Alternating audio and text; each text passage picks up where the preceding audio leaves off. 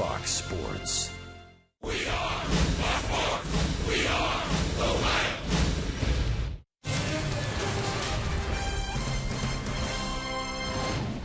Last night in Denver, Colorado, Johnny Cueto put an exclamation point to his Cincinnati Reds career. With trade rumors swirling around him all day long, Johnny took the mound, went 8 shutout innings, 100 pitches of brilliant baseball. Brian Pena congratulated him on his 7th win of the season. And when it was all said and done, Johnny left the ballpark thinking a trade might be in the offing before the weekend was over. That trade came today. Hi, everybody, and welcome to Denver, Colorado. Along with the crafty left-hander Chris Welch, I'm George Grand. Yes, the trade has been consummated. The Cincinnati Reds and Kansas City Royals have agreed to a trade sending Johnny Cueto to Kansas City for 3 outstanding young pitchers. And Chris, when we say goodbye to Johnny Cueto, we say goodbye to one of our special players in recent years, but we get 3 brilliant young pitchers. Well, you're right, George. It's tough to say goodbye to a guy who came up through the organization, who we knew as a teenager, and now he's evolved in one of the best of the game and one of the best people you'll get to know as well. But the Reds got 3 left-handers in return. The strength in the Reds organization has been right-handed pitching at the top of the minor league food chain. Now you can add left-handers. That as 2 of the 3 left-handers they have gotten have already been in the major leagues, and they're all strong-arm lefties, something that the Reds have not had much of. So this really all of a sudden makes the Reds very strong in the pitching department. If they need to bundle up a couple of pitchers and go get a position player, now they can do that. So versatility is really part of the whole deal as well. Brandon Finnegan pitched in the College World Series last year, then pitched in the Real World Series for Kansas City. The other 2 pitchers were high prospects in the minor leagues, so 3 bright young pitchers. And there was emotion in the Reds clubhouse, emotion for the Reds general manager. Jim Day has that part of the story. J.D. Well, guys, it's always an emotional week, and certainly emotional when you have to say goodbye to a player. We not only talked to Johnny Cueto about his new team and leaving Cincinnati, but Walt Jocketty met the media and talked about the deal. Obviously, this is a tough trade to make because, you know, Johnny's been part of the organization a long time. Everyone here has great feeling for him and great affection for him as not only as a pitcher but as a player or as a person. So it's difficult, but, you know, we're in a situation where this is the best thing for our franchise now. We got 3 left-handed pitchers, quality left-handed pitchers that we think very highly of. It was tough for Kansas City to give all 3 up, but we finally, in the end, were able to do that. There was a lot of interest, obviously, in Johnny, and we felt that this was the best value we could get for now. So Johnny's going to a great situation there. He has people that he'll know. He's got a team that's got a chance to go to the World Series, and as I told him, hopefully he gets a chance to pitch in the World Series and then see what happens. I know it's a good trade, but I'm very sad. You know, I'm very, thankful to my teammate, to my fans, and my coaching staff. I'm very sad. It's a very emotional, time for me, and but I understand that it's part of the game, and I'm just excited about my next step. That was Johnny speaking through interpreter Brian Pena. And George and Chris, we know that there's the side of baseball on the field, there's the human side, and there's the business side. And unfortunately, that human side overlaps with that business side sometimes. Tough for any of us to say goodbye to Johnny Cueto, and certainly tough for Johnny Cueto to say goodbye to his teammates. Thanks, J.D. We'll talk more about it as this afternoon progresses. One wise old sage once said, love the game, hate the business. And this is one of those days where the business of baseball certainly comes number one. But a lot of positives and some great memories to reflect on, Chris, on this day. One door closes and another one opens, George. You got to really embrace the future of the Reds with this. You say goodbye to Johnny Cueto with mixed emotions, there's no doubt. But, when you get 3 young prospects in the organization and you look forward to how good the ball club can be down the road, that's what you're looking at right now to keep those tears away. We'll hear more from Johnny. We'll hear more from Walt Jocketty as the afternoon progresses. But, hey, we've got a game to play today as the Reds will try to take the series from the Colorado Rockies. Coming up next, we'll take a look at Kendrick against Lorenzen from the mile-high city of Denver, Colorado.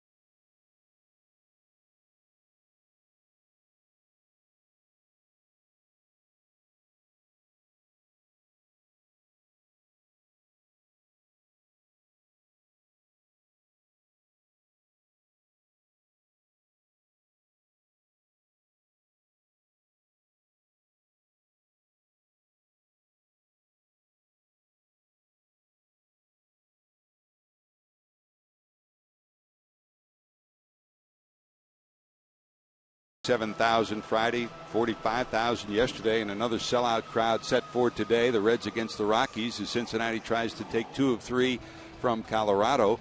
For the Colorado Rockies, Kyle Kendrick will get the ball, and Chris, for the Reds, Michael Lorenzen, who's made some tweaking in his approach to the game of pitching in the last few days, and the story of it has been positive so far. Well, Michael Lorenzen is one of these guys that's going to be work in progress for a while. The good thing about Lorenzen is the fact that he can repeat his delivery, and for the most part, he throws strikes.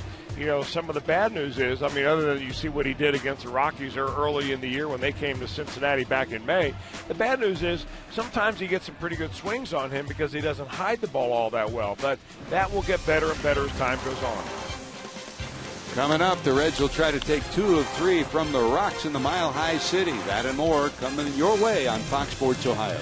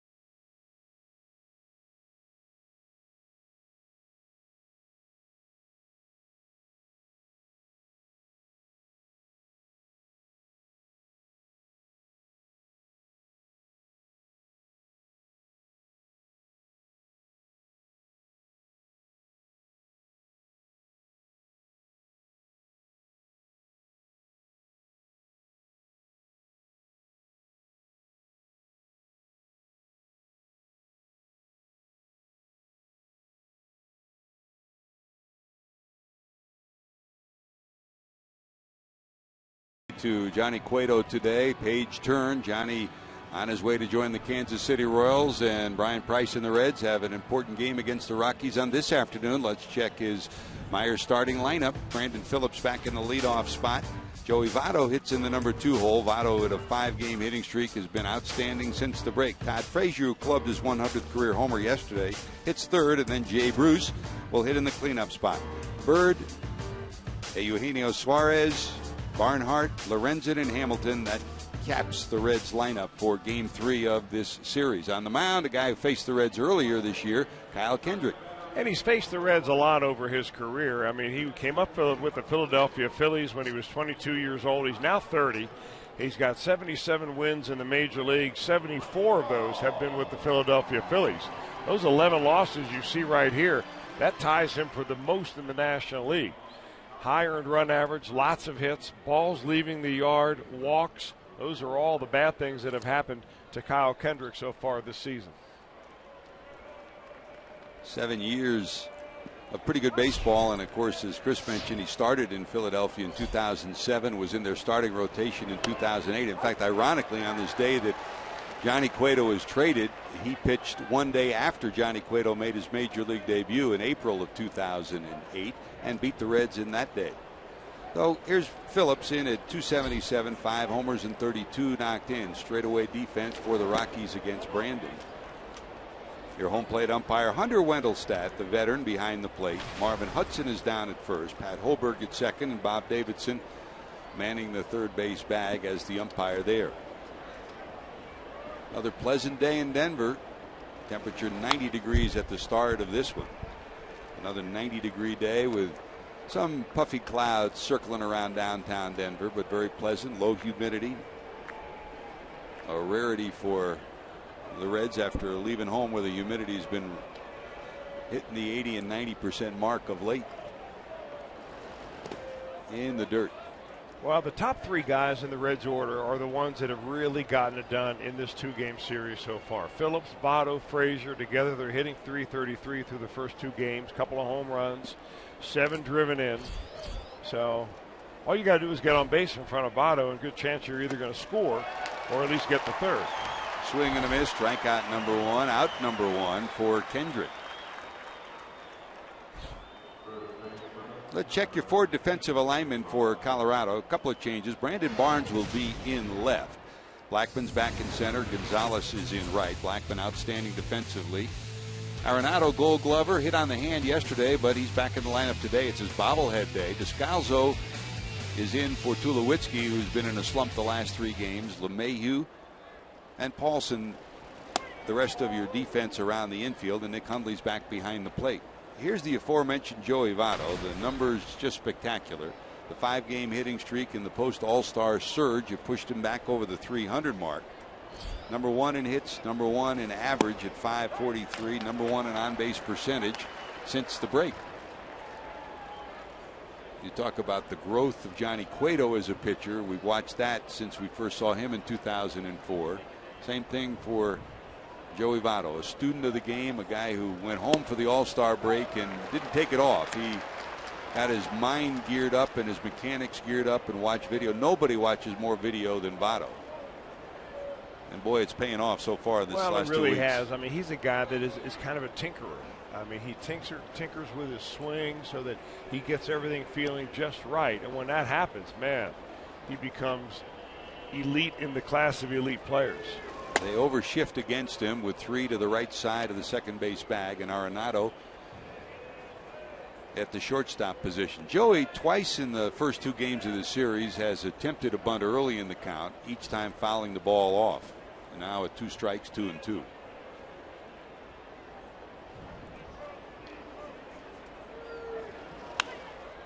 High in the air, down the left field line. Barnes cruising over.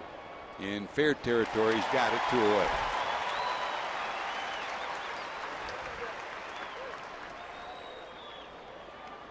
Kendrick now 30 years of age. He was just 22 when he made his debut against the Reds in 2008. Big guy, 6'3", 210, and after all those years in Philadelphia and a guy who was a free agent, he spent the winter wondering where he'd be, Chris, and it wasn't until February that he signed with the Rockies.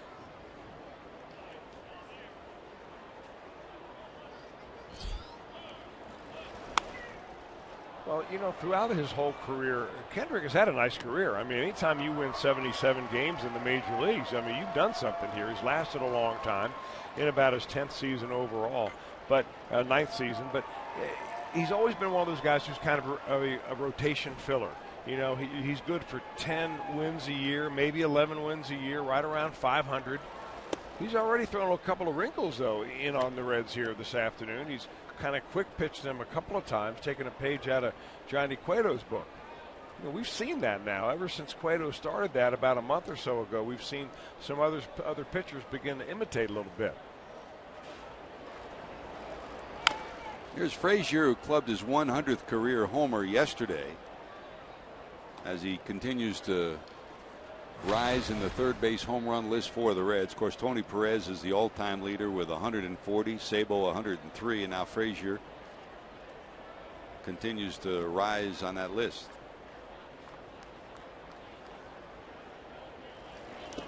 In the dirt. The home run was also his 27th of the year. With Stanton on the disabled list, it's given everybody else in the league a chance to play catch-up, and Bryce Harper and Frazier have caught up. Well, you know, I think that home run yesterday, for me, was one of the most impressive ones he's hit all year long. He has not hit all that many to right field. Ripped but foul. And that tells me he's committed to the other way, that he's just not trying to get out there and spoil the pitches like you did just there. I mean, the longer you can wait before you swing the bat, the deeper that you hit the ball and your bat speed is there and you can drive it to all fields, especially a guy who is as strong as Todd Frazier. 2 balls, 2 strikes.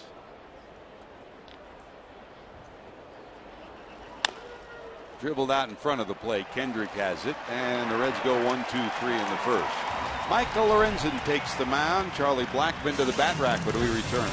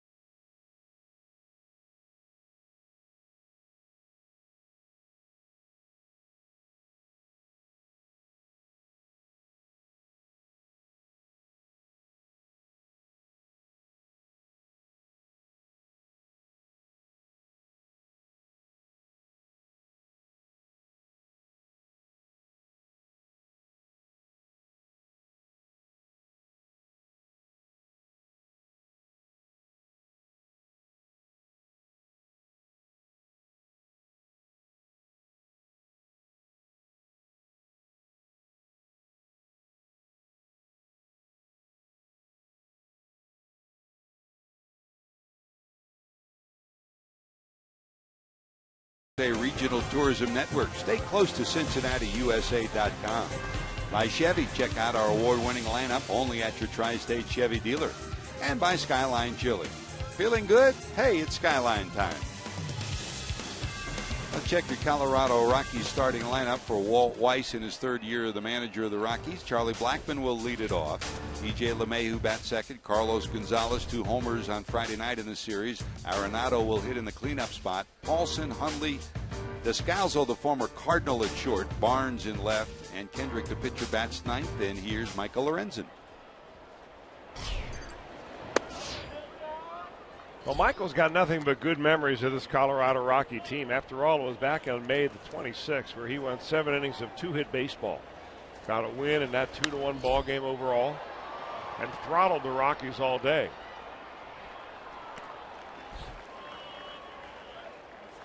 Let's check your 4 defensive alignment for Cincinnati. For the Reds, it'll be Frazier at third, Suarez back at short, Phillips and Votto as usual on the right side, Bird, Hamilton, Bruce across the outfield, and Barnhart behind the plate catching Michael Lorenzen. Now, it's ironic, Chris, we talk about the turning the page and the growth and development of young players. But last night when you and I were back after the game and many of the players went out to get something to eat. Late at night, who were 2 guys huddled in the corner talking pitching? Johnny Cueto and Michael Lorenzen. That's the kind of young man Lorenzen is, and that's the kind of mentor that Cueto has become too. Very approachable young men, both of them, and I know that Lorenzen has learned a lot from Johnny Cueto. In fact, if I'm not mistaken, he was wearing Johnny Cueto's glove last time he pitched. He's even incorporated a little bit of the quick pitch arsenal that he has. Not a lot of it, but just a little bit. I think he understands now that part of Cueto's success is keeping the batter off balance, not just powering the stuff by him. And as a young man, the first thing you want to do is come up here and show everybody the fastball that you got signed with. And what happens after that is they start hitting that fastball, and you got to go to the other stuff, which is, be deceptive. 3 balls, 1 strike. That's ball 4. So DJ LeMahieu walks. 1 out, 1 on, and here comes Carlos Gonzalez. The last couple of times Lorenzen has been on the road, he's had a really good time of it. Last 3 starts on the road, his earned run average is right at 2.0. only one of those because the Reds haven't gotten very many runs on the road these last few games. Last outing, he had a little bit of a step back. That was against the Cubs in Cincinnati, where he walked 3 batters in 5 innings, gave up 4 runs. And he addressed that talking to Barnhart and also pitching coach Jeff Pico. Here he is from the stretch with a short lead for LeMahieu, not going anywhere. That's way inside. One thing that he was going to try to attempt to do today, and he was not successful against LeMahieu, is get ahead strike 1. And rather than set up on the corners, he's asked Barnhart to set up right in the middle of the plate because his ball moves so much. Well, I think right now what he's got to do is make sure that he keeps his hips closed so he stays behind the baseball. Last 2 pitches he's thrown, he's kind of carried him through the zone. And, you know, you'll get into a little bit of a groove like that sometimes, and you just have to figure your way out of it. Not a bad place to miss right there. He is pitching to a hitter that is really heated up. Last 43 games hitting over 300, 12 home runs. Month of July even better than that. The Rockies are waiting for this guy to come alive.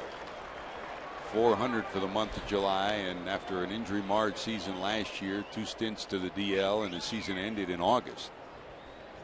He said he's just now starting to feel 100%. Walt Weiss hoping for big numbers in the second half. And back-to-back walks by Lorenzen.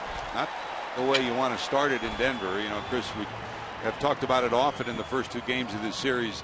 If there's any ballpark in America you don't want to walk people, it's here. Well, sometimes, you know, you give too much credit to the hitters, and it might be the case right there with Michael. It could be the fact that he's just not feeling right. You know, they may have got him a little bit out of his routine yesterday when right before Johnny Cueto's start, they sent Michael Lorenzen down into the outfield, and he began his pregame warm-ups like he was going to pitch yesterday.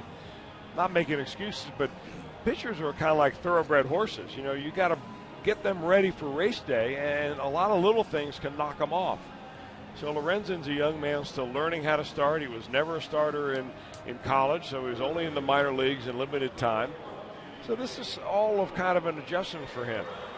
For those of you who weren't with us yesterday, it was drama as we headed to the start of the game. We waited for Johnny Cueto. We didn't see him out on the outfield. We did see Michael Lorenzen loosening up, a long tossing. Then finally Cueto came out, and Cueto did pitch. And here's Lorenzen to the stretch with 2 on and 1 out, and Arenado to the plate. Nolan hit by a Cueto fastball in the left hand yesterday. He left the game 2 innings later. The hand swelled up. They took x-rays, no damage seen, but the hand did swell up. They iced it, and he's back in the lineup today. Strike 1, and there is strike 2. Oh, no balls, 2 strikes. Well, a good idea on that first pitch to Arenado was throwing a breaking ball after walking the last 2 batters essentially on fastballs. You break it up a little bit, throw a different pitch, and that really helped him here. Straight away the infield against Arenado, hoping for a double play ball. But the other part of that was, and we didn't get the full story till after the game, and Lorenzen admitted to it, when he started to walk out and Johnny Cueto was out there, Johnny Cueto said, "What are you doing going out here to loosen up?" He said, "Well, it looks like you've been traded." And Cueto had, you know, he'd heard the rumors, but he didn't hear anything. There's a swing and a miss, strikeout number 1, out number 2. And Lorenzen afterwards had to apologize to Cueto, but I think, Chris, that certainly dialed up Cueto another notch yesterday. Well, I think it did. Brian Pena said after the game he had that look in his eye that he knew that he would not take anything else except near perfection out of Cueto. That was a big strikeout right there. After walking back-to-back batters, you take care of Arenado, the number 4 hitter, on 3 pitches, or on 4 pitches. Rockies have taken the first pitch in each of the first 4 at-bats here against Michael Lorenzen here so far. Here's Paulson, the first baseman, in at 277, 5 homers, 22 knocked in. LeMahieu off second, Gonzalez off first. Votto playing behind the runner down at first. This one hit pretty good towards the alley. Can anybody get there? It's going to be 1 hop to the top of the wall, and 2 runs are going to score. Rounding second, going to third is Paulson. He's got a triple, and the Rockies have a 2-0 lead. 24 runs batted in for Paulson.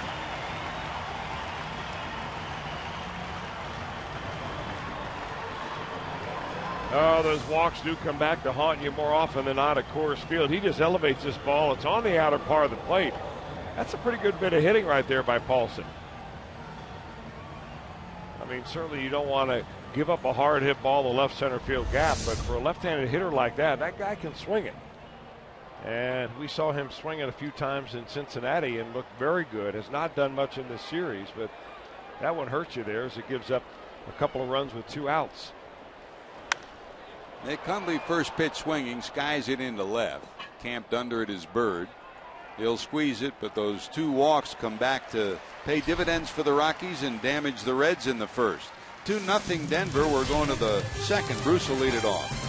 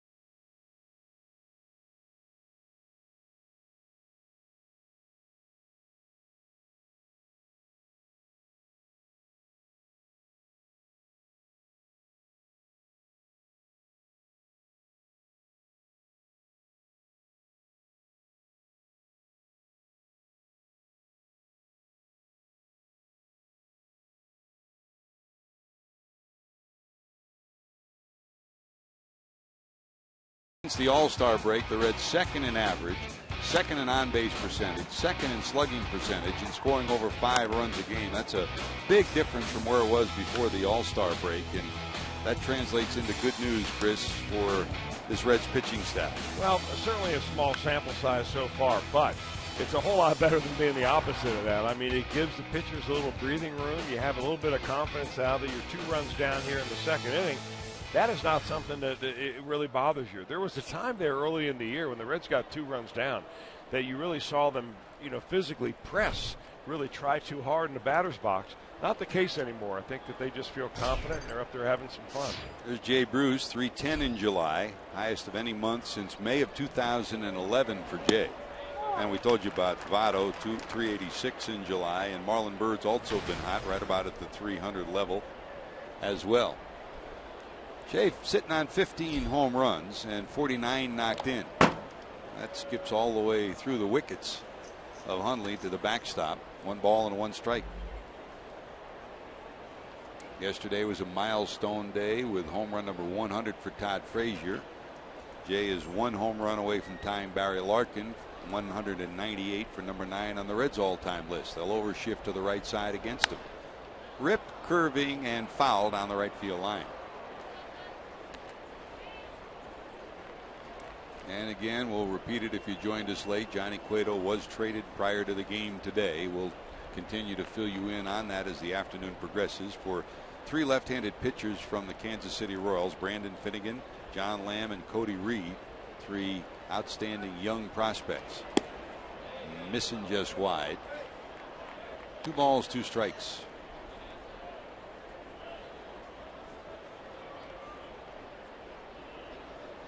Walt Jocarty has his brain trust here for the last 3 days, and They were hunkered down late last night and then early this morning, and the trade finally announced. That's a line drive shot, but right at the second baseman LeMahieu, one away. And Chris, you could see it on the face of Walt Jocketty. You could see it on the face of Johnny Cueto. And as you walk through that clubhouse before the game, there was a lot of emotion in that clubhouse. Well, in a way, George, you're probably happy that some of the drama is gone. I mean, there's some tension in there because, you want to get to some kind of normalcy. And when there's trade rumors going around, yesterday was really just all messed up in that clubhouse because people were speculating all different things. They had heard so many different things.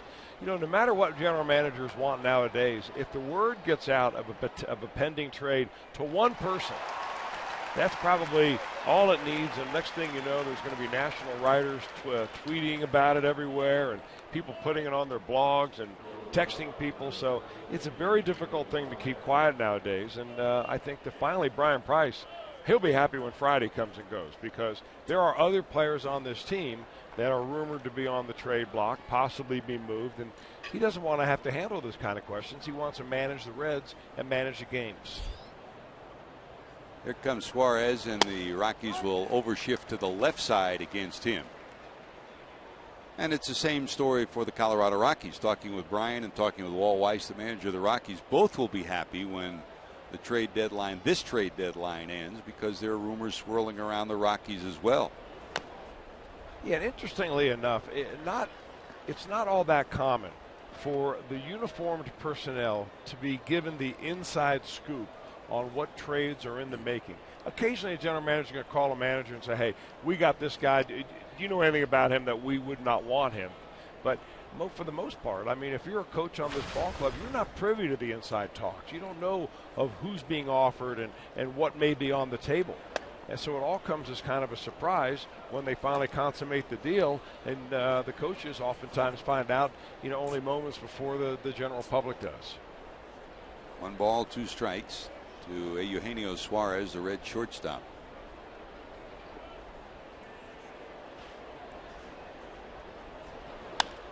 This one looped into center. That'll drop for a base hit. We've talked about it very often. This is an expansive outfield, which means 2 things. You saw the line drive shot in a big alley go all the way to the wall in left center. That was the triple for Paulson, and it leaves room for a lot of bloops like this. Yeah, it does, but you still like guys that can get jammed a little bit and still can muscle it into the outfield. I mean, there are some hitters, and a lot of those guys are middle infielders, that when they get jammed, that ball doesn't even get out of the infield.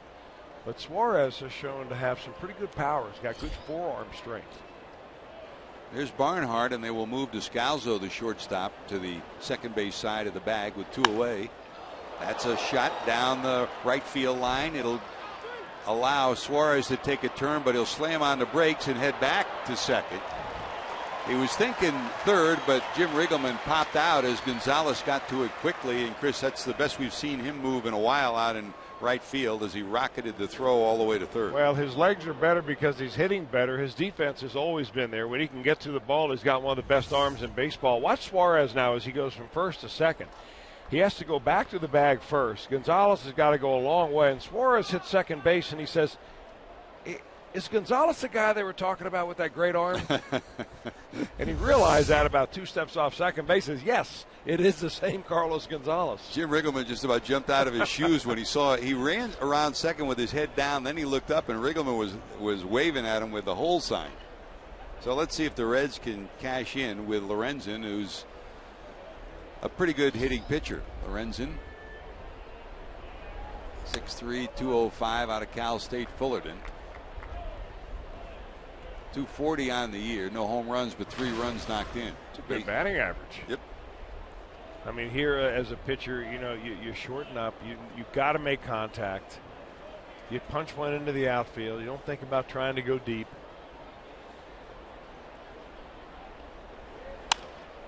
Down the right field line, but foul and out of play.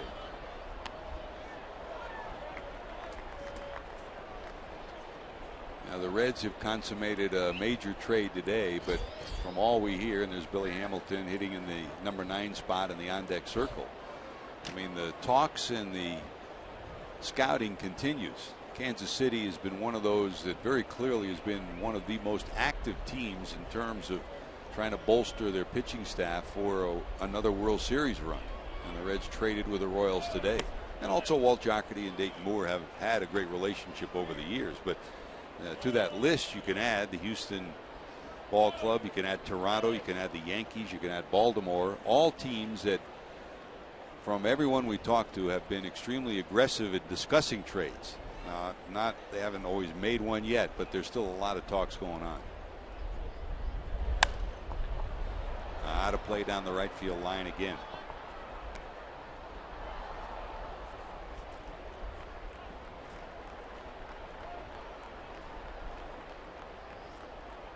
Put the Dodgers on that list too. They're a team that made it clear that they're willing to spend money to go for another starting pitching.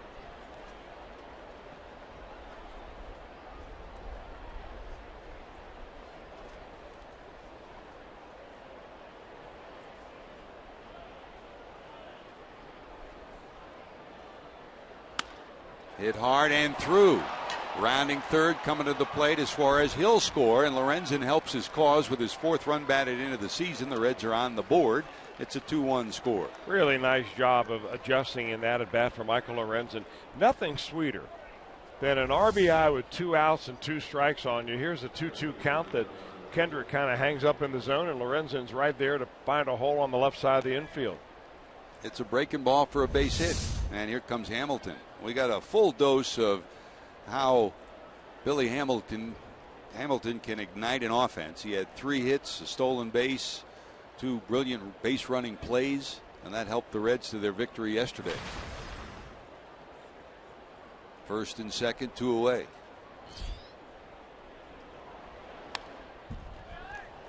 Pop foul for strike 1. Overall, that puts Billy at 230 now with the 3 homers and 23 knocked in. A bunt hit that was challenged by the Reds when he was called out at first. The challenge won by the Reds, so he started a rally for the Reds in their 4-run 3rd inning. And then he slid home with the Reds' 5th run. He was called out originally, and the Reds challenged again, and the Reds won that challenge. High in the air to right field. It'll stay in the park, though.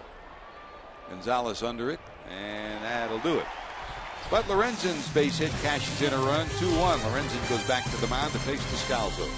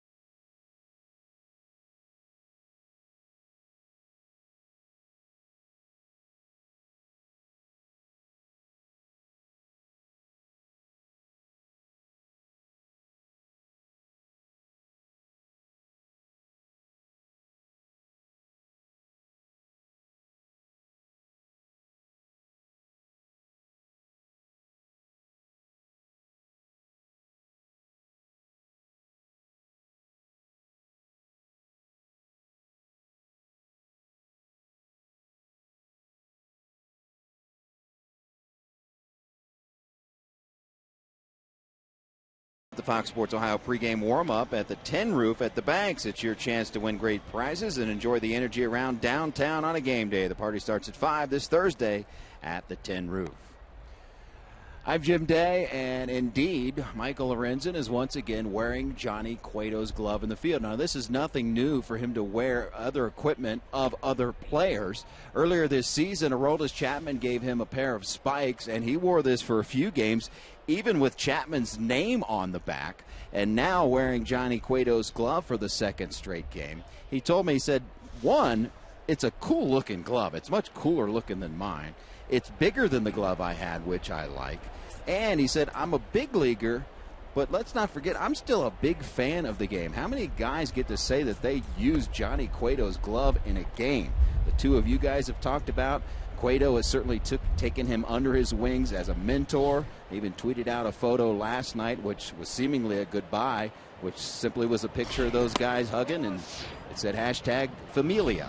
So the guys have grown close. And you better believe he's learned a ton off of Johnny Cueto. And JD, that's also the way you get most of your attire too, like your Fox shirt. You borrow it from everybody, come up with the newest and just about everything you can find, huh? Well, this shirt I'm wearing today is government issued, and it was given to me, no question. That pitch is up high. Tell us about the emotion that you saw in that clubhouse just prior to the game today. Well, it's one of those things that, some players come and go, but as you talked about, Johnny Cueto has known nothing but being a Cincinnati Red since he was a teenager, and he's one of those guys that isn't a big rah-rah guy, but he leads by example, and he's a true pro through and through as a pitcher, and those guys are tough to say goodbye to, and it just wears on the clubhouse when, they have the TV on all day, they have their social media that they look at, they hear all the rumors and the rumblings.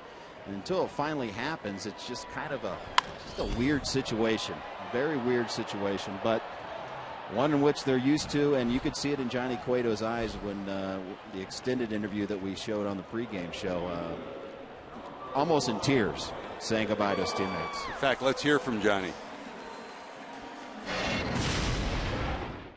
I think that without a doubt, it's just to say goodbye to my teammates. Because, I've been with this team for so long, ever since I was a little boy. And for me to go out there and say goodbye to them, that really, is the toughest part. And, that's the one. Yeah, you could see the emotion on his face, huh, Chris? He's an emotional guy. I think he pitches with a lot of emotion. I think, George, you said it early today yesterday he found out that, Michael Lorenzen was warming up because Johnny may be traded right before the game. I mean, that's when he really got that look of a tiger in his eye. And Brian Pena spotted that right away and expected greatness out of him yesterday. He pitched a great game. I think the Royals are going to be very happy with Johnny Cueto. I mean, not only because they're getting a good pitcher. I imagine that they'll probably want to see if they can sign him long term. But he's a guy that is just an ultimate competitor. I mean, you said yesterday, facing Cueto is like, being in a chess match. Well, it's like being in a chess match with the Terminator. I mean, that's really what it is because he's got the stuff to back up, the field. And that's a rare commodity for a starting pitcher. A couple of years ago, the Reds had to make a decision as to who they were going to keep. They couldn't keep Matt Latos and Homer Bailey and Johnny Cueto. They decided on Homer Bailey, and whatever the decision is, you move on and you have to say goodbye to those guys that you can't keep. And ironically, he's reunited with Edinson Volquez, going to Kansas City. And when Edinson Volquez first came over, Johnny Cueto was a younger pitcher, not as good. And Volquez won 17 games, made the All-Star game his first year. And everybody thought, wow, Volquez is now going to be the ace of the staff. Well, I'm not so sure Johnny Cueto ever bought into that. There's Brandon Barnes hitting in the 8th spot in at 291, a homer, 11 knocked in. And when this game started, the wind really was very light and variable at 5 to 10 miles an hour. Now it's almost gale force heading towards right field. So it is a factor right now. Anything in the air, that's a foul ball down the third base line. Anything in the air is going to be affected dramatically. Look at those flags whipping in left center field.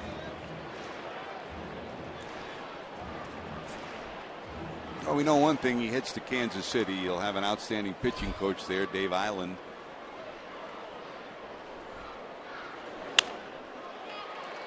Suarez gloves it. Barnes retired, and there's 2 away, and that'll bring up the pitcher Kyle Kendrick. And If you joined us late, none of the 3 pitchers that the Reds received, and to reiterate it again, the Reds, Chris Buckley and the scouting staff and the drafting staff have loaded up on some outstanding young right-handed pitching. They get 3 strong left-handed pitching prospects, and none of them are coming to the major leagues right now, Chris. They'll be going to AA and AAA. Well, I mean, there's room for them. And I think it puts other pitchers in the organization on notice that, you just can't be mediocre and expect to float your way to the major leagues. I love the fact that, you're going to go into spring training with a very pitching-rich organization. And guys that were, drafted high. I mean, Finnegan is a guy that would have been taken a lot higher in the draft. He was taken as the 14th player overall when the Royals got him. But there were some ball clubs that had some concern about his shoulders. It turns out there's really no reason for concern at all. So they may have taken him off the board or at least moved him down a bit. So he's a guy that, could have been really a top choice, had he not had a couple of setbacks.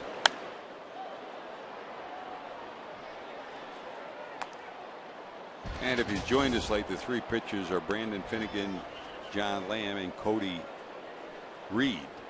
Finnegan in the minors this year with Kansas City last year at the major league level and made it to the postseason with Kansas City. We'll show you that again when we come back after this break. 1, 2, 3, 4 Lorenzen. When we return, Phillips will lead it off.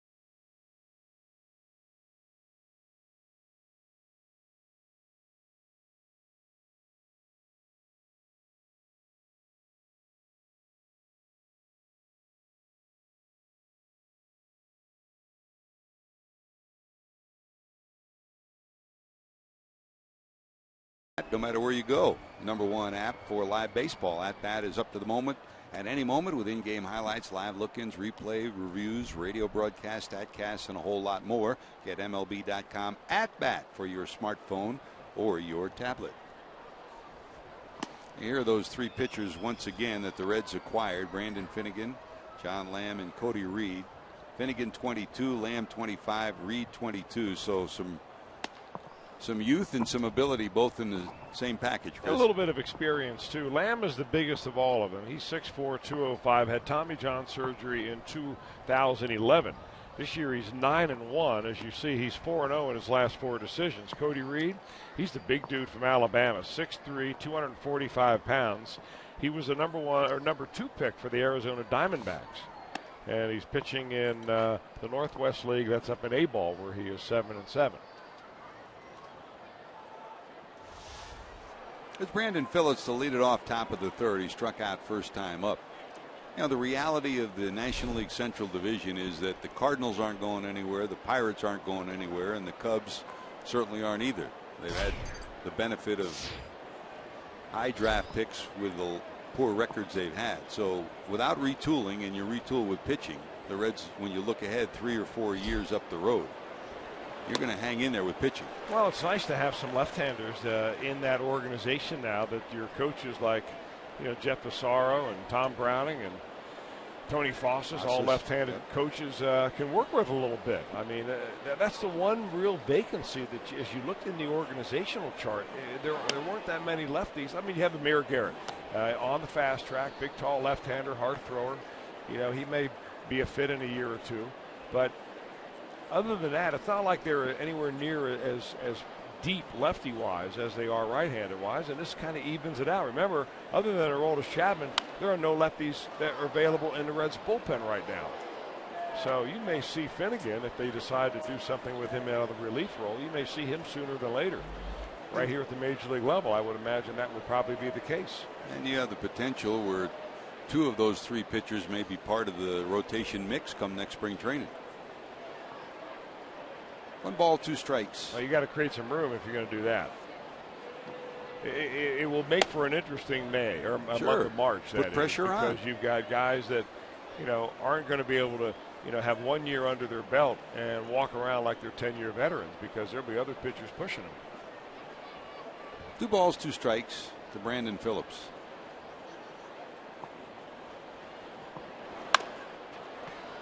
LeMahieu. 1 away here in the 3rd.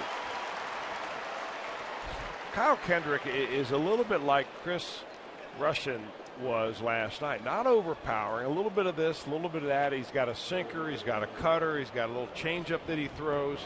Nothing that's really overpowering that scares the hitter. But if he can throw strikes with it, he'll get you to miss his pitch rather than hit it or take it or foul it off.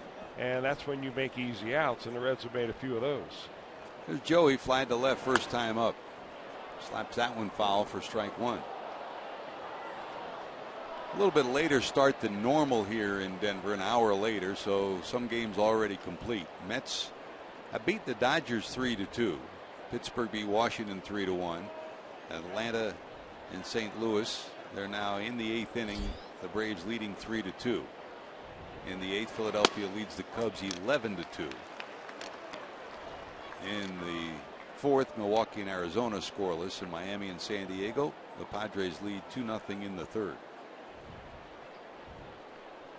Have to check on that Dodgers score. Of course, Greinke was going today with a scoreless inning streak of 42 plus.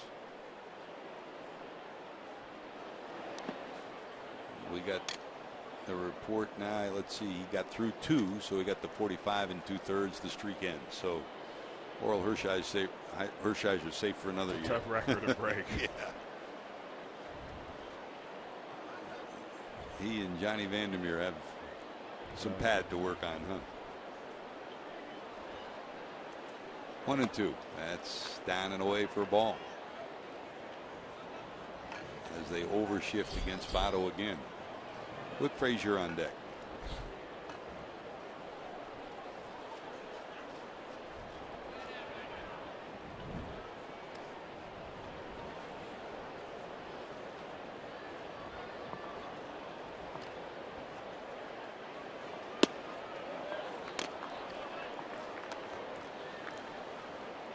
You know, in this Mile High City, the air is lighter, the ball travels certainly, and every time people come here, you talk about home run baseball. I remember the first time we came here in '95, Chris, was early September. The Reds were heading to the postseason, and all the Reds talked about was hitting home runs in the Mile High City.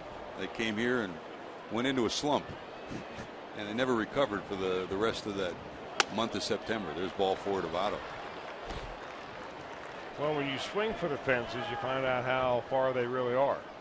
When you just try to go up there and make solid contact, it takes care of itself. Well, Reggie Sanders hit one off the scoreboard in left field, and then for the rest of the month he hit 152.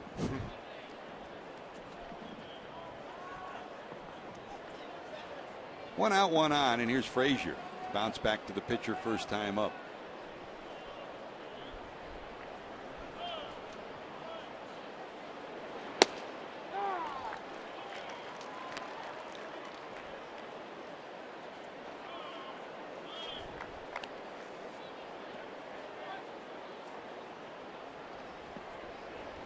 Harper, Frazier, Stanton, all with 27 home runs. Nolan Arenado, second place in the National League with 24.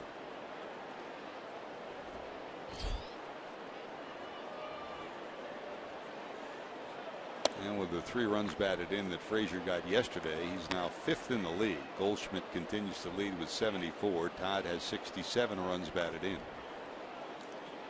The Reds, on the strength of this second half surge, have climbed the ladder individually from a statistical standpoint. Joey Votto, of course, at the top of that list. Ball and a strike.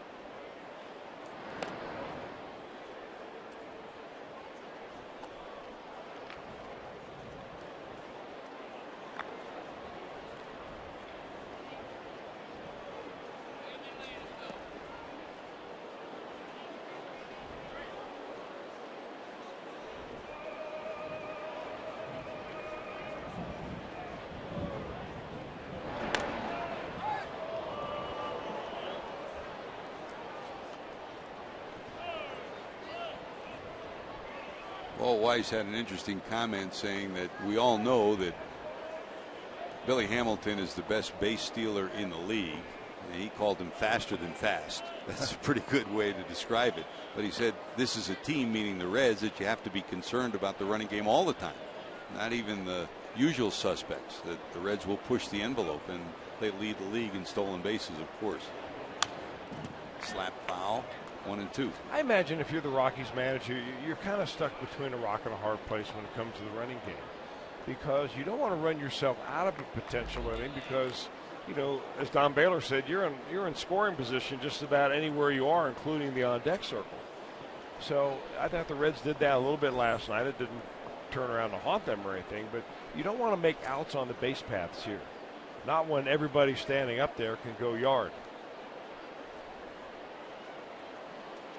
From a pitching standpoint, you don't want to walk people. From an offensive standpoint, you don't want to give away base runners in this ballpark. Well, you want to throw early strikes, and that's what Kendrick has done so far. He has been a first strike machine. 10 of the first 12 that he's faced, he's fired that pitch in there for a strike. So that's getting ahead of him. 2-2. In the air, down the right field line, out of play.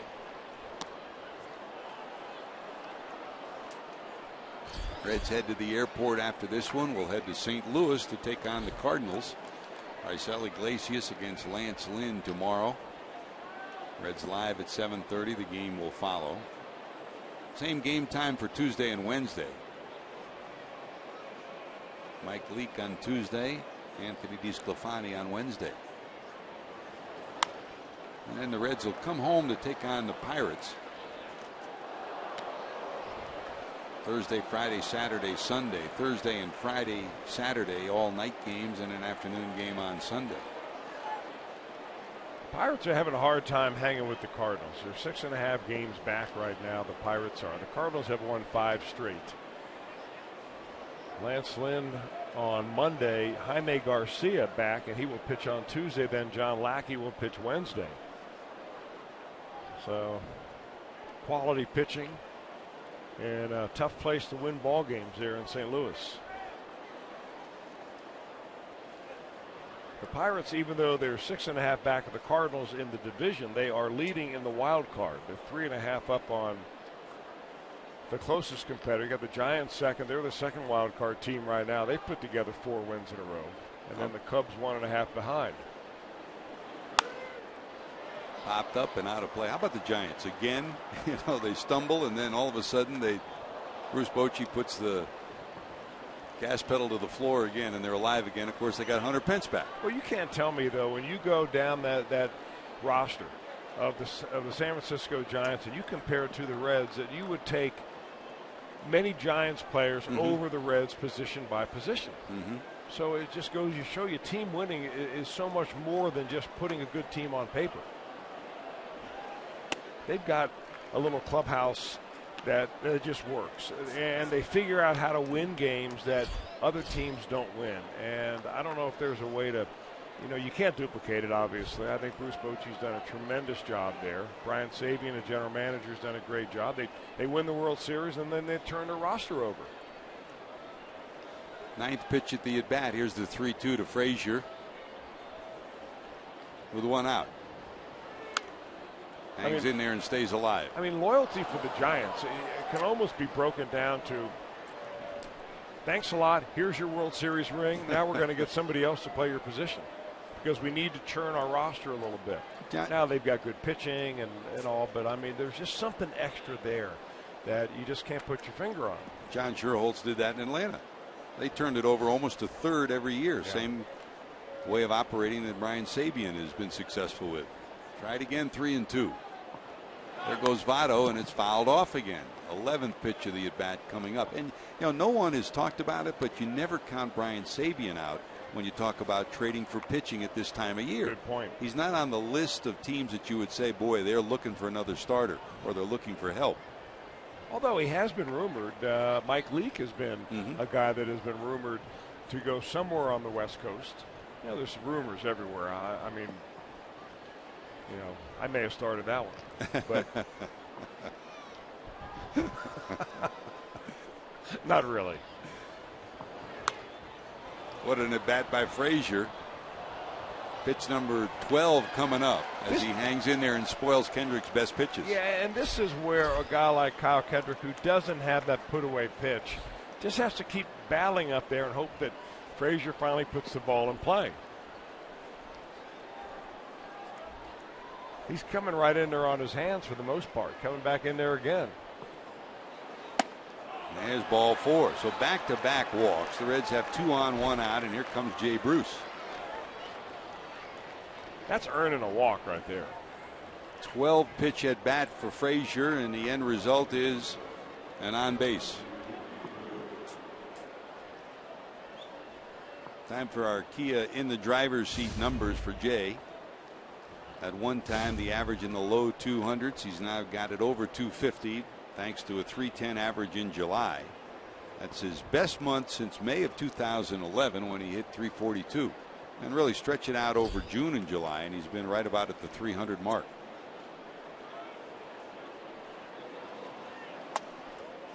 Missing inside.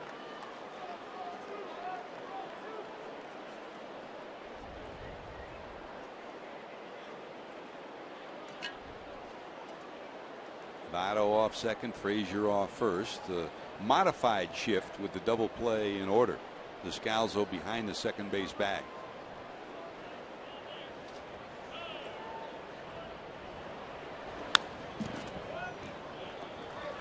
Ball and a strike to the Reds right fielder.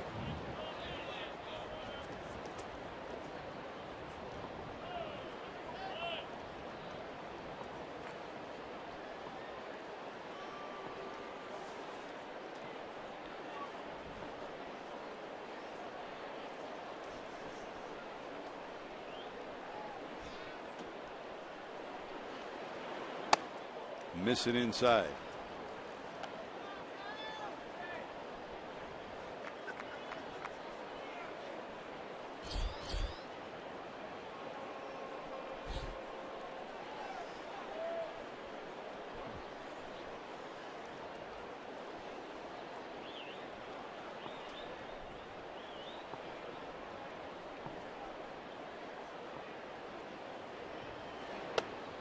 He holds on it.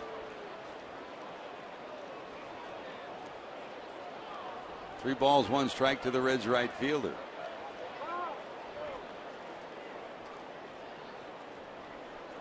Votto turns and checks out the outfielders behind him as he inches off the second base bag. And there's a 3-1. Good hitting pitch for the Reds right fielder. Had a 3-run homer yesterday in inning number 3. And maybe here's another one. Going way back. Looking up. Going to be gone. Off the pole and gone. And there's home run number 198 for Jay Bruce. Tying Barry Larkin on the Reds all-time list at number 9. And for the second straight day, a 3-run home run in the third powers the Reds. Well, Jim Day, get on your horse and get out to right field. The only question here was that baby going to stay fair or not, and pretty much right down Broadway in that left-hander's wheelhouse, just about knee-high, and Bruce just a nice smooth swing. The Beaumont bomber delivers a big bomb off the pole. Kendrick trying to lean it foul. Pretty good numbers for Jay Bruce. 198 for his career for this year, home run number 16. And the Reds now lead this one 4-2. I've really got to feel, though, George, having pitched that at bat that Todd Frazier had, where he went 12 pitches before he finally worked a walk. That's the kind of at bat that just saps you as a pitcher. And now you're facing a left-hander in Jay Bruce, who's swinging a hot bat, and he's left-handed, and all those things together, and you're kind of worn out there. Marlon Byrd, high fly ball to right. Back to the warning track is Barnes. He'll haul it in for the second out.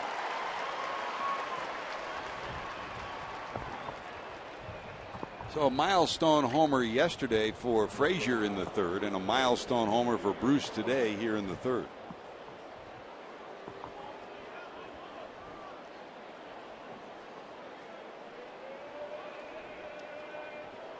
And here comes Suarez, who singled his first time up.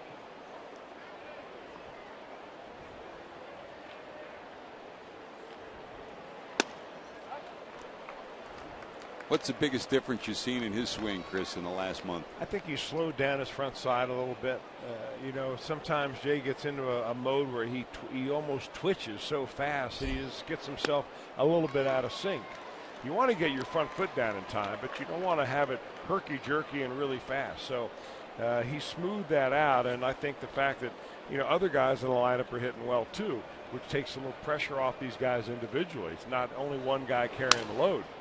Broken bat down to third. Arenado has it, and that'll do it. But the Reds, a couple of walks. Yes, the walks hurt the Reds early, but here they helped the Reds. A 3-run bomb from Jay Bruce, number 198 for his career. He's in a tie with Reds Hall of Famer Barry Larkin.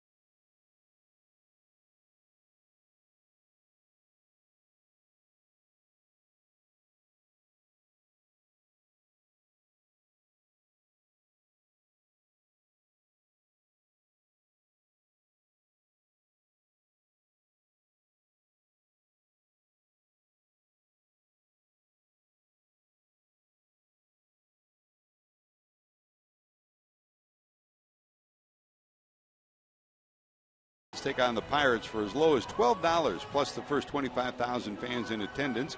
Receive a Devin Mesoraco bobblehead presented by St. Elizabeth Healthcare. For tickets, call 513-381-REDS.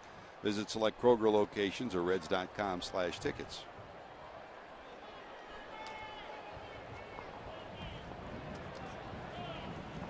The Beaumont bomber delivers a big bomb. The Reds' 3-run home run gives them a 4-2 lead. Back to the top of the order, Charlie Blackmon. Fly to left first time up.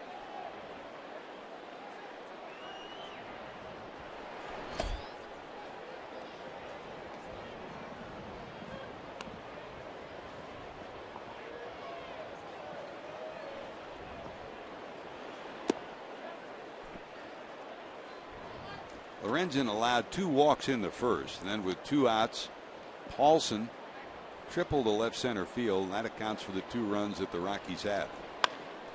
Rip, but over the glove, just tipped off the top of the glove of Phillips, and that'll turn into a 2-base hit for Blackmon. Another great example of the expanse of the outfield with Bruce playing deep. He had no chance to get to that one before Blackmon gets to second.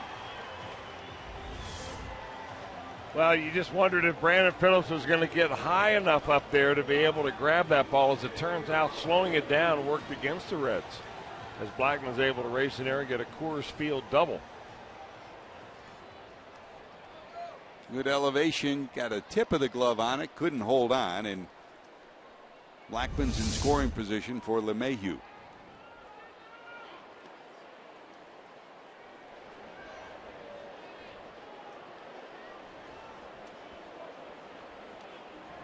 DJ walked in the first, showing bunt off the plate, but foul.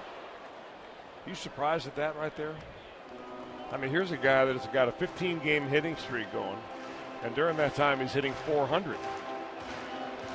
7 times in that 15 games he's had multi-hit games. So, I mean, you're talking about one of the hottest hitters in the lineup, and you're just going to move him over for one bag. Especially in this ballpark. Interesting.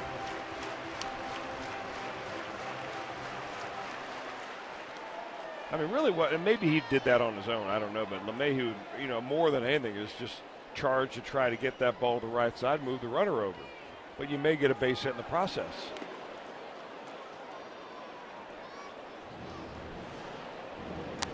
Goes bunt again. 1 ball, 1 strike. Walt Weiss delivers his signs down in the third base coach's box. Stu Cole rolls them for Blackmon. Gonzalez on deck for the Rockies.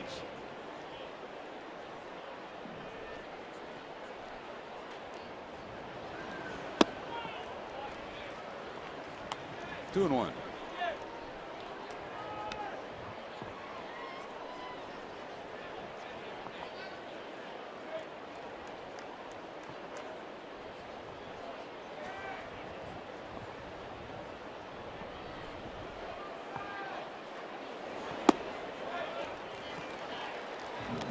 Inside again. 3 balls, 1 strike.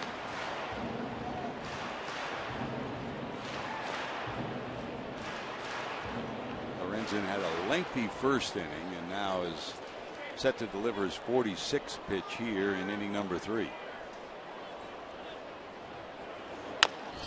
Off the plate, that'll get the runner to third. Suarez will get the out at first.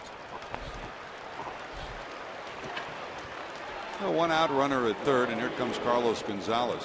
Hey, it's not time for you to tweet your strongest fan photo.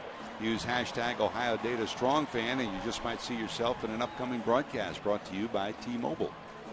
Great to have you with us. George Grand, Chris Wells, Jim Day here at the Mile High City of Denver at Coors Field. Down in the truck as usual, Josh Hall, our producer, Brian Hunterman, our director, Matt Sigafus dialing up some highlights for you, and Lauren White graphically giving us the picture of today's ball game. And congratulations to everyone in the truck and all the folks up here. Nate, Mindy, thanks for all your help this weekend, and in a very busy morning when the trade finally did come down. Good job of tracking down all the information for all of you back home. That's a rocket shot into left, a base hit. And we're starting to see, Chris, the Carlos Gonzalez that we saw a couple of years ago. Well, and at that time, George, he was one of the best players in the game. I mean, the full package of a slashing gap-to-gap hitter, of home run power, great arm in the outfield, good base runner.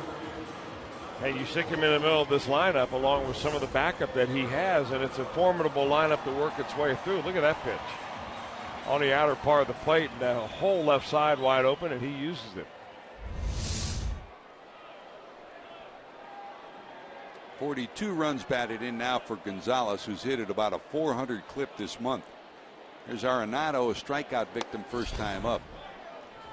When we left the ballpark last night and went down to the clubhouse, it seemed very doubtful that Arenado would be in the lineup today after being hit in the hand by a Johnny Cueto 94 mile an hour fastball yesterday. But he's back in there today on his bobblehead day.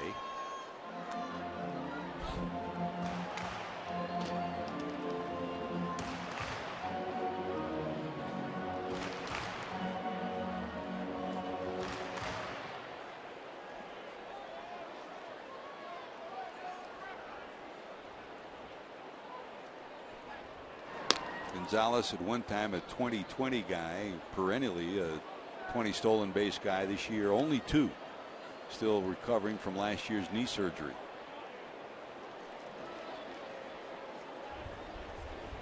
There's the Arenado bobblehead. Well, everybody got their Arenado bobbleheads, and we're trying to sell Chris Welsh baseball cards this week. I got my 20% on your deal today. That's right, George. I got those brand new 2 copper pennies and put them right in the palm of your hand. I got them right here. I got them right here. That's my 20% commission. I mean, Reds fans are asking you for your baseball card. Nate brought a self-addressed stamped envelope today up here too. You know what Ben Franklin said, George? Don't fly a kite in a storm. Oh, that.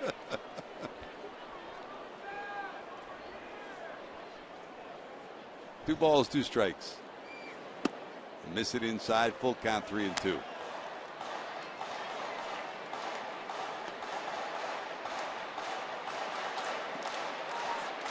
Will they run Gonzalez here?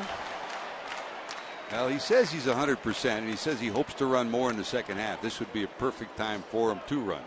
He's going. Foul down the third base line. I think he was somewhat cautious, and certainly Walt Weiss has been very cautious with him, thinking that the first half of the year they wanted to treat him gingerly in terms of the running game to make sure that the knee was okay. Well, he's showing signs that it sure is.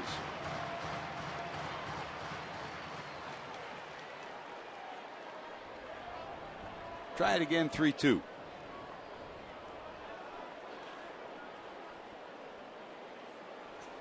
Going again. Rip to left, going back is Bird. Look it up. It is gone.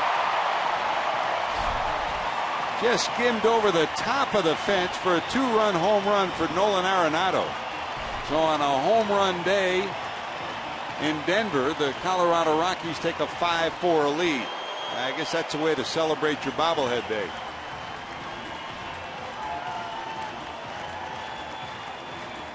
Well, you talk about a ball that is just hit right on the screws.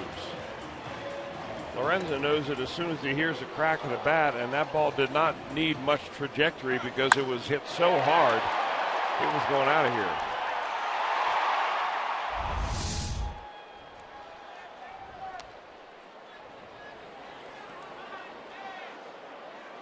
Now we got a seesaw one going here in Denver.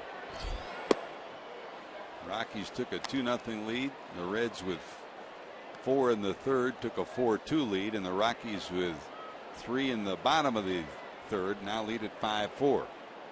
Here's Paulson, his triple plated 2. This one, forget it. That's heading to the second deck. It's way gone. Back-to-back homers for the Rockies. Arenado's was his 25th. That's Paulson's 6th. Make it 6-4 Denver.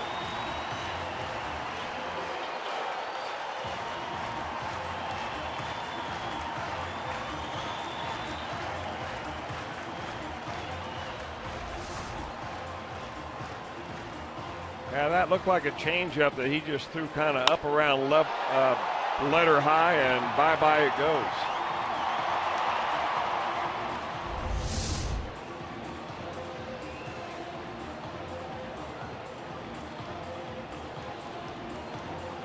You know, we say this a lot, George, and watching Johnny Cueto pitch last night, it just reinforced it to me, is that when you miss with a pitch, if you miss your spot, it's where you miss is almost as important as when you hit your spot. And if you miss out over the plate like you did to Arenado and then to Paulson back-to-back, I mean, this is what happens at the big league level. They take you deep. Well, 3 straight hard hit balls, 2 homers, and I make it 4 straight. Add the Gonzalez base hit too.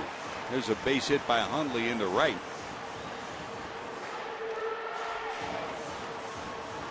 I think the other part of it for Michael Lorenzen is trying to get a little more deception. There's no question that Lorenzen has the arm. I mean, he's got a big arm that throws, 94 to 96. He's even been pitching harder than that from time to time. He's got a nice breaking ball, good action on his fastball. but along the line you're going to have him maybe show a little more deception, and that'll come over time. And also the feel of that breaking ball and that changeup. Just the way we watched Cueto, perfect it over the years. It doesn't happen overnight.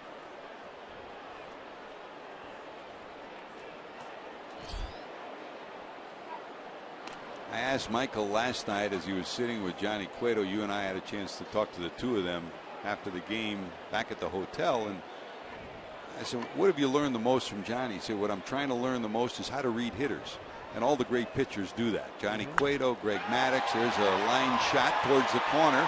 It's going to be all the way to the warning track. Rounding second, going to third is Hundley. They're going to send Hundley. He'll score, and it'll be the second triple of the ball game for the Rockies. Descalzo's three-baser makes it 7-4 Denver.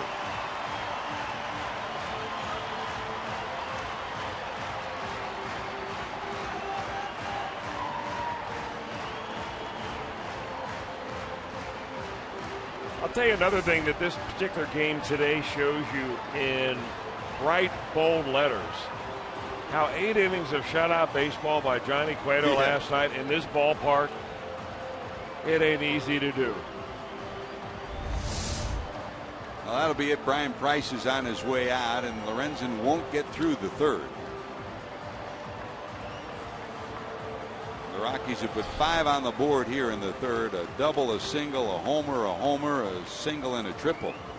So the Rockies hit for the cycle in the third and now lead it 7-4. Time for our Skyline Chili call to the bullpen. You're watching Reds baseball on Fox Sports Ohio.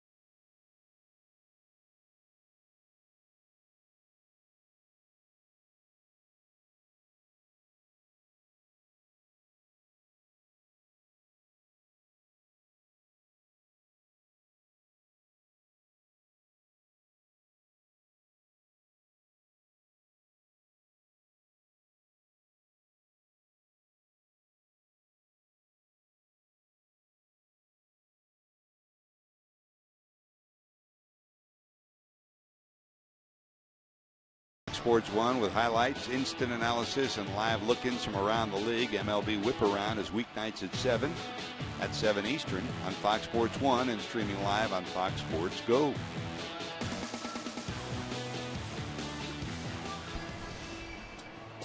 Seven runs, 7 hits as Michael Lorenzen goes 2 1/3 to allow those 7 runs and 7 hits. The runner at third, his responsibility. Struck out 1 and walked 2. And here's the Reds right-hander back with the big club up from AAA, Dylan Axelrod. And not only back from AAA, George, but taken off the roster over the winter. Probably could have gone somewhere else as a minor league free agent. Decided to come back with the Reds. Worked very hard. Had a nice run of it in AAA and worked his way back to the major leagues. He was in 5 games last year for the Reds. 4 of those were starts. This is his 2nd game this year, and those are his AAA numbers.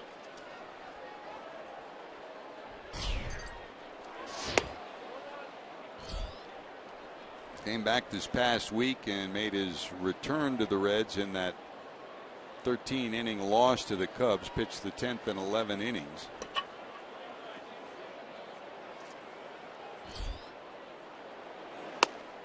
Reds will bring the infield into the edge of the grass with 1 out and the runner at third.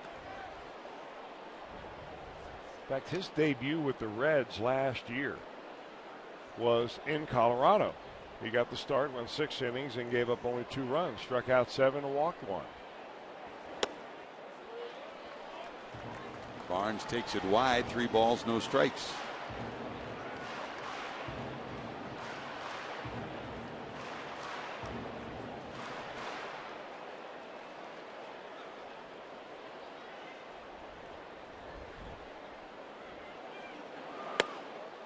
And there's ball 4.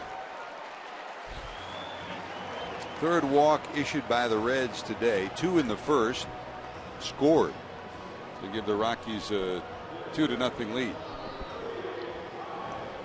And that'll bring up the pitcher, Kyle Kendrick. So a half inning ago, it looked like Kendrick was on his way to the showers.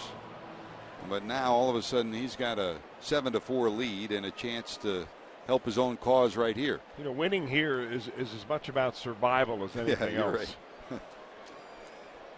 That's a great way to describe it, Chris, and that's exactly the way Steve Foster, the former Red and the pitching coach here, has described it to his pitchers.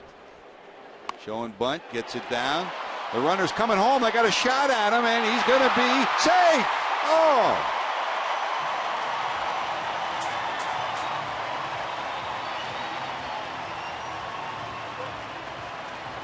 Well, that's too bad right there, because he looked like he was going to be out by 4 steps.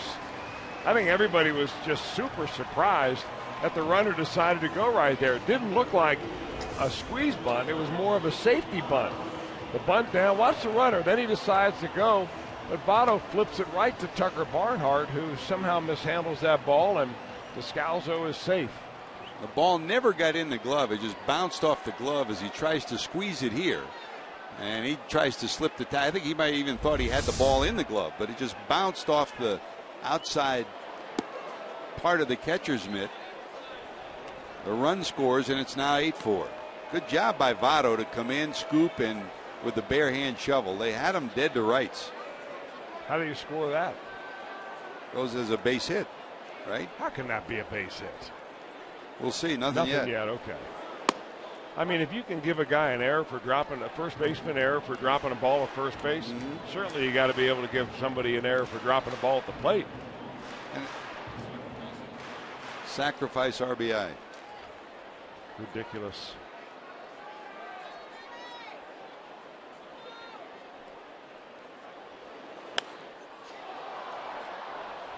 With 1 out, infield fly rule called as Suarez will haul it in. So first and second, now 2 away. And the Charlie Blackmon started the rally with a double.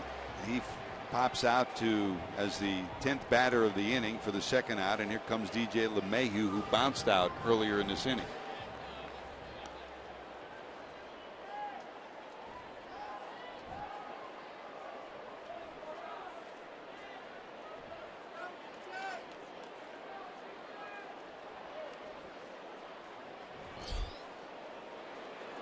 You know, it really didn't even look like a safety squeeze, Chris. Looked like a sacrifice that was read alertly.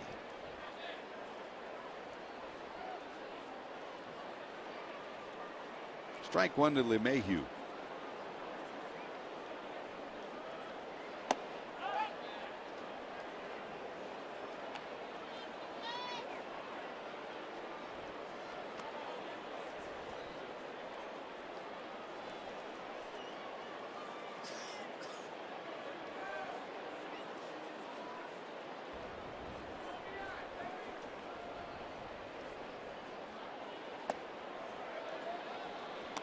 That 8th run charge to Lorenzen. Now this one's shaping up as an old-fashioned Coors Field matchup.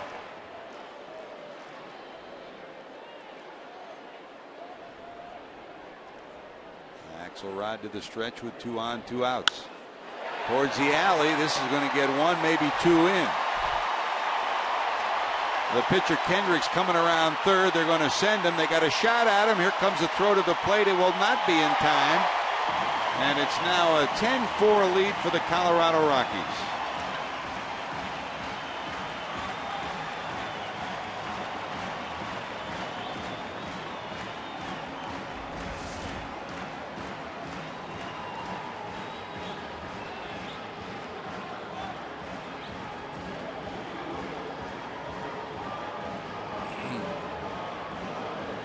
Cole waving him all the way, and Kendrick scores standing up.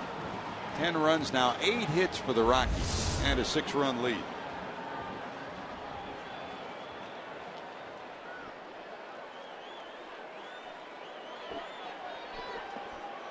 that the same guy that tried to bunt the runner over at the beginning of this inning?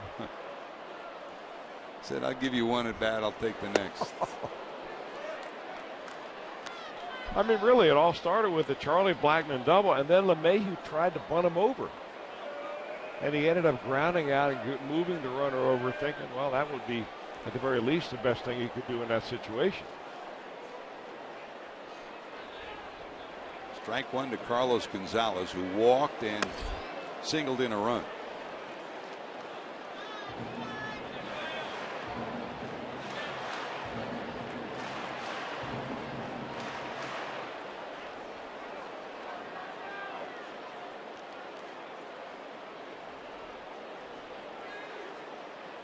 LeMahieu sitting at second. Down to first, but foul.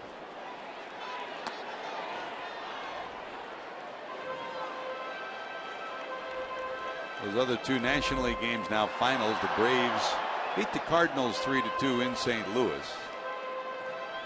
And the Phillies, second straight day, beat the Cubs to finally 11-5 at Wrigley. Mets beat the Dodgers 3-2, and the Pirates beat the Nationals 3-1 in Pittsburgh.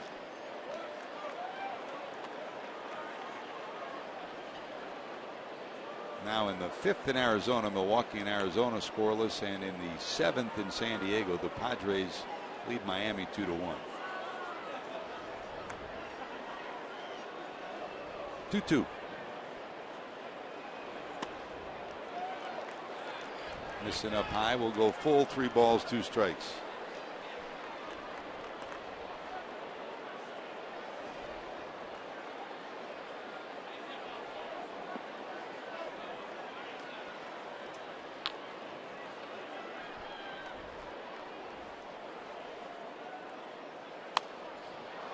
Popped up.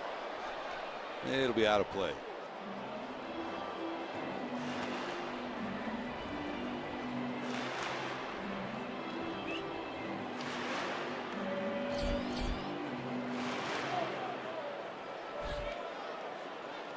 Arenado's already homered, sitting on deck for the Rockies.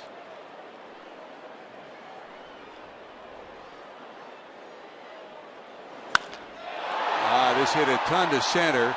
All Hamilton can do is go to the wall, look up, and that's out of here. Carlos Gonzalez, his 3rd home run of the series. Now 17 on the year. His 2nd and 3rd runs batted in today. 44 on the year, and it's now 12-4 Colorado. Man.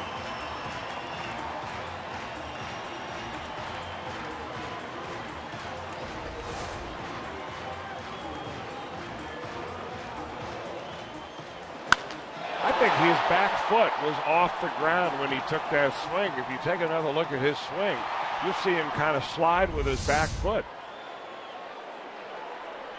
Unbelievable, the bat speed that he can get. Here's a swing again. Watch his back foot here. He's kind of sliding around there.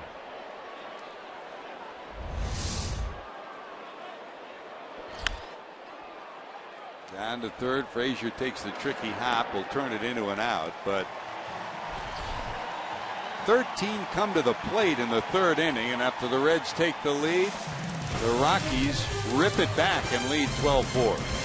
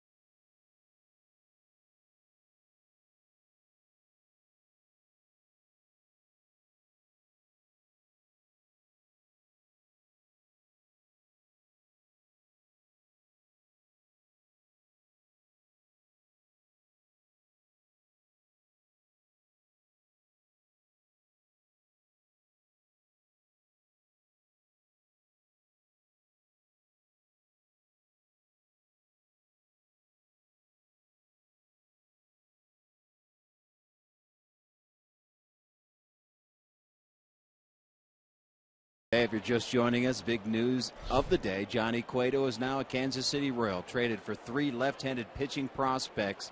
And he became close with, well, many teammates, but particularly Brian Pena. And Brian Pena likes to share his thoughts on Twitter and took to Twitter earlier today after the trade and said, "We knew this moment was coming, but you never know how much it hurts until you say goodbye to one of my best friends." And that was the picture that he also tweeted along with it. Talked to Brian briefly. He also former Kansas City Royal, and when we were in Kansas City, it was a big reunion for him in Kansas City. And he says, hey, Johnny Cueto is going to be in good hands in Kansas City. They have a very good hitting lineup. They obviously have a great bullpen, terrific fan base. I think once the shock of the trade goes by, Johnny Cueto will fit in well in Kansas City. There are a number of Hispanic players on that team as well. So Brian was trying to ease the pain a little bit and saying, you're going to be in good hands, Johnny. You know, JD, we've watched Brian Pena over the years in other clubhouses and always had a great deal of respect for him. And we talk so much about Johnny Cueto's growth and how he's, you know, he admitted himself he was a little boy, now he's a man. But in the last couple of years, just to watch the way Brian Pena has been like a big brother to Johnny Cueto to help him make the transition, I think he made it a lot easier for him to deal with everything he had to deal with this year. And I think you've seen it every day, too. Yeah, no question. He's one of those things where they could literally finish each other's sentence. They were on the same page as well when Johnny was on the mound, and it was a terrific battery combo, and battery combo that's no more. The business side of baseball, it is reality.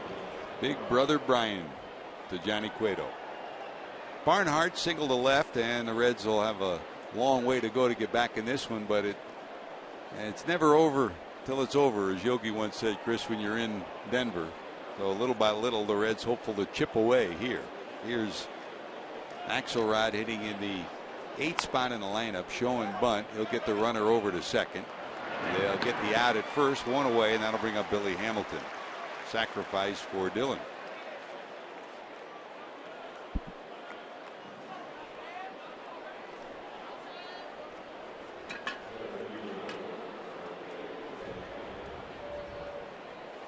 Over the years, we've been here for some high-scoring games and we were in. I remember one day we were like 2-1 in the 7th inning, and it ended up being like a 9-8 game. Hey, yep. You never know. It used to be back in the days of the Blake Street Bombers. Yep. That you could go along and be a nice low-scoring game. Then about the 7th inning, the crowd would start to get into it for no reason at all, and all of a sudden the team seemed like it picked up the energy. Next thing you know, Dante Bichette's going deep. Vinny Castilla's hitting one off the wall. I mean, you just Galarraga, Walker. I mean, all of a sudden they would rise out of nowhere and they put a 6 spot on the board. Now the Reds are going to be the one that'll have to do that today. And they're capable. There's Vinny Castilla, who is still with the ball club. Well, that guy loves the game of baseball. Oh yeah. So does Ellis Burks. Mm-hmm. Two guys always bring a smile to the park when they show up. Reds had Ellis in their minor league organization for a few years. Boy, what a gem. And you talk about Carlos Gonzalez free swing. How about Vinny Castilla's swing? Woo. Never saw a fastball he didn't like. No matter where you threw it. 1 ball, 1 strike to Billy. Yeah, the higher the better. Swing and a miss, 1 and 2. Hamilton flied to right first time up.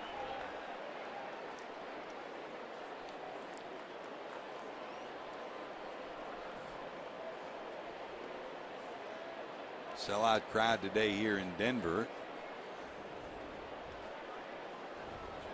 Another day of over 40,000 at the ballpark.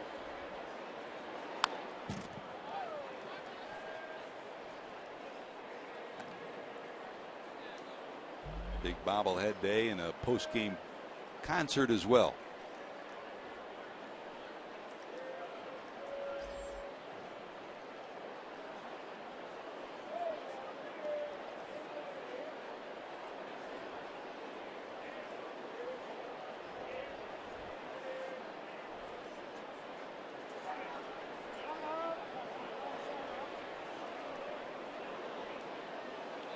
And if you joined us late, we've been talking, of course, about the trade that finally was consummated today.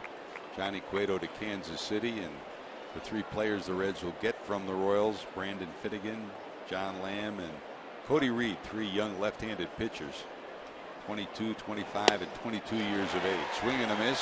Hamilton's retired. That's out number 2 here in the 4th.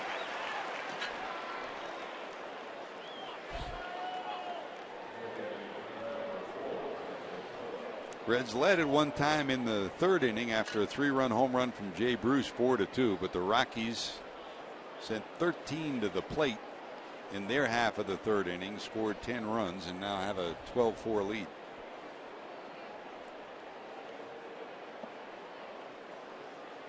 Strikeout number 2 for Kyle Kendrick. Here's Brandon, struck out and bounced out.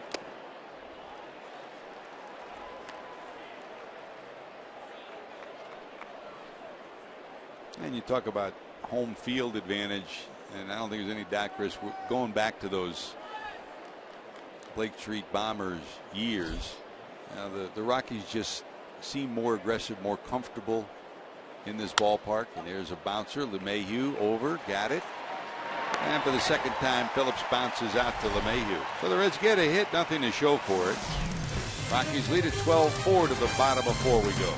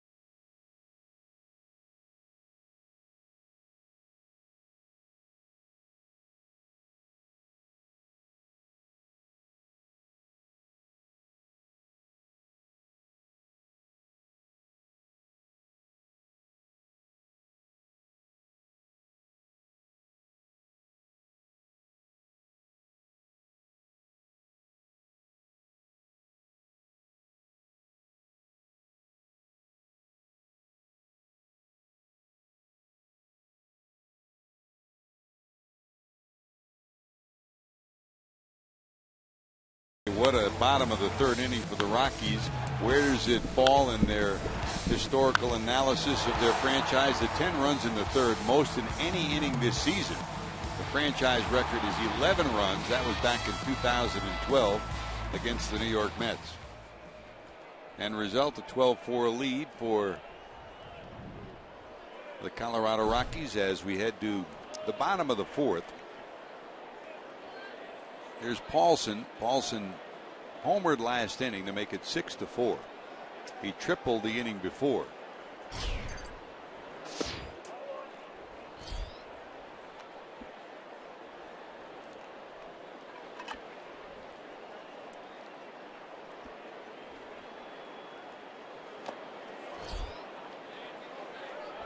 Michael Lorenzen, the starter, went 2 1/3, allowed 7 hits and charged with 8 runs, struck out 1 and walked 2. Axelrod came in.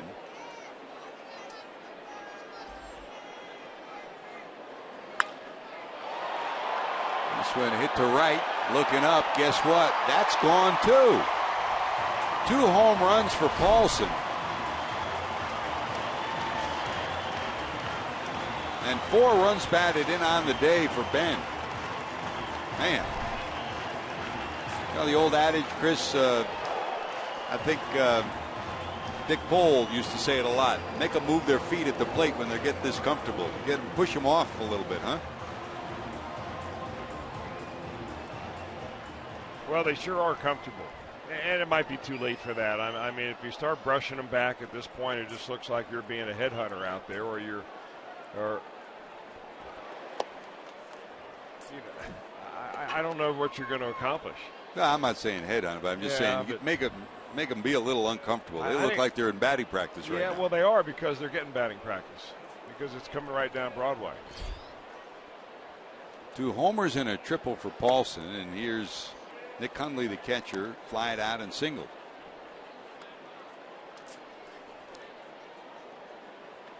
But I agree with that. I mean, you got to pitch to both sides of the plate. You got to be aggressive, and the slower your fastball is, the more important it is to pitch inside.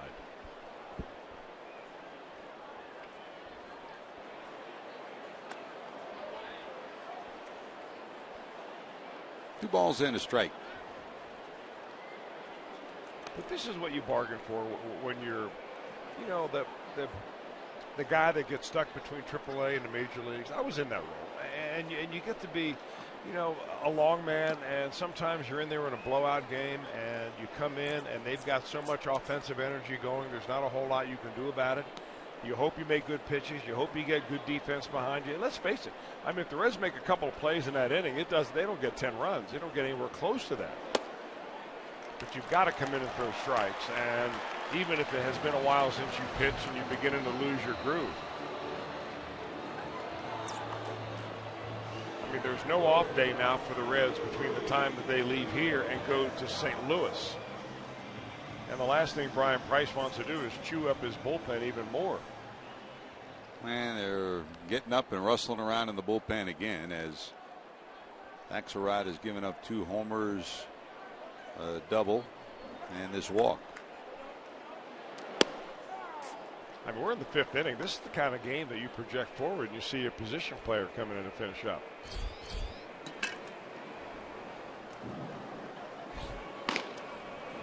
You wish we were in the 5th. Oh, you're right. So many guys came to the plate last inning that I had to use another column. I know. I did the same thing. I just had to move it over. Thanks a lot for the bad news. Sorry to let you know.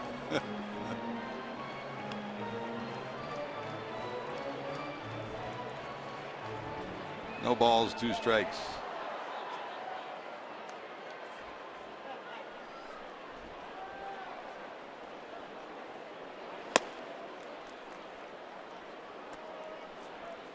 Descalzo flied out and tripled in a run last inning.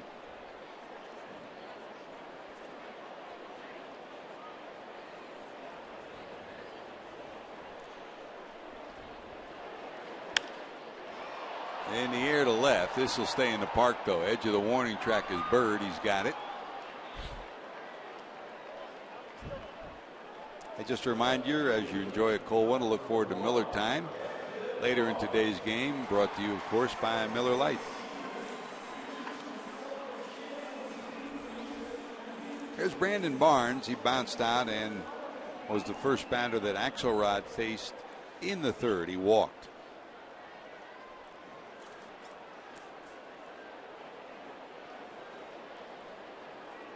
Well, the Reds fans that made it to the ballpark yesterday had a lot to celebrate on this day. Since the top of the 3rd, not much to get them off their seats.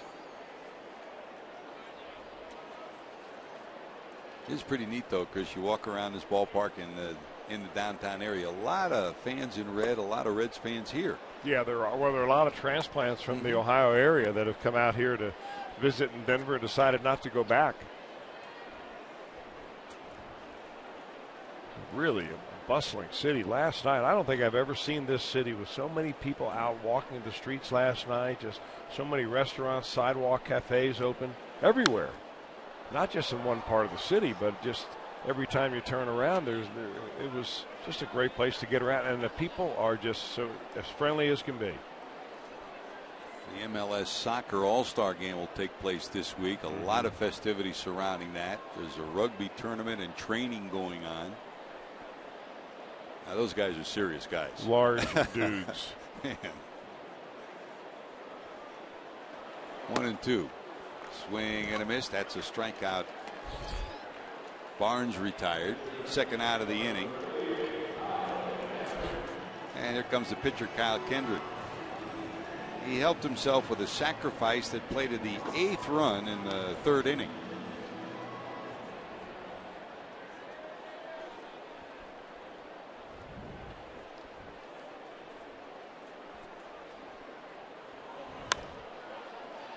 looping fly ball to the left side. That'll reach the seats.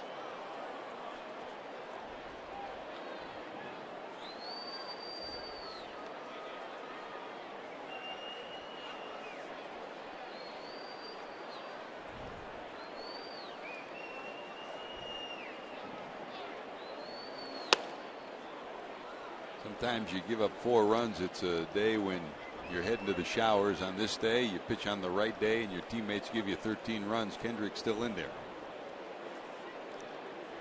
Nothing like a 10 spot to make you feel empowered. Mm-hmm.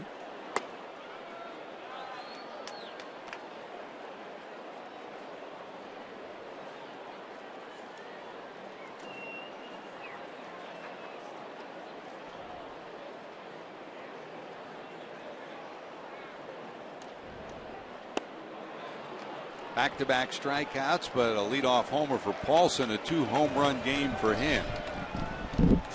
The Rockies holding on to a 13-4 lead.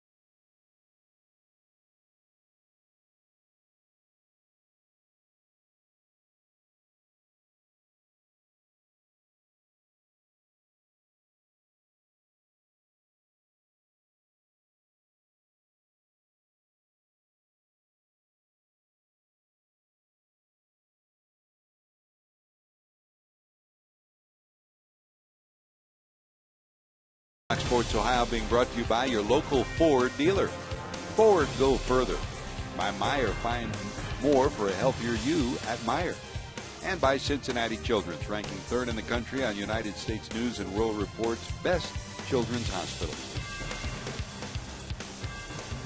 Picturesque center field area here at Coors Field in Denver. They started playing Major League Baseball here in '93, moved here in '95 after 2 years at Mile High Stadium. Very picturesque ballpark, and the weather has cooperated to make it a beautiful weekend. Rockies won Friday night, Reds won Saturday night, and right now the Rockies holding on to a 13-4 lead as we go to the top of the 5th inning with Joey Votto due to lead it off, Frazier and Bruce to follow. Great to have you with us, George Grant, Chris Welsh, Jim Day.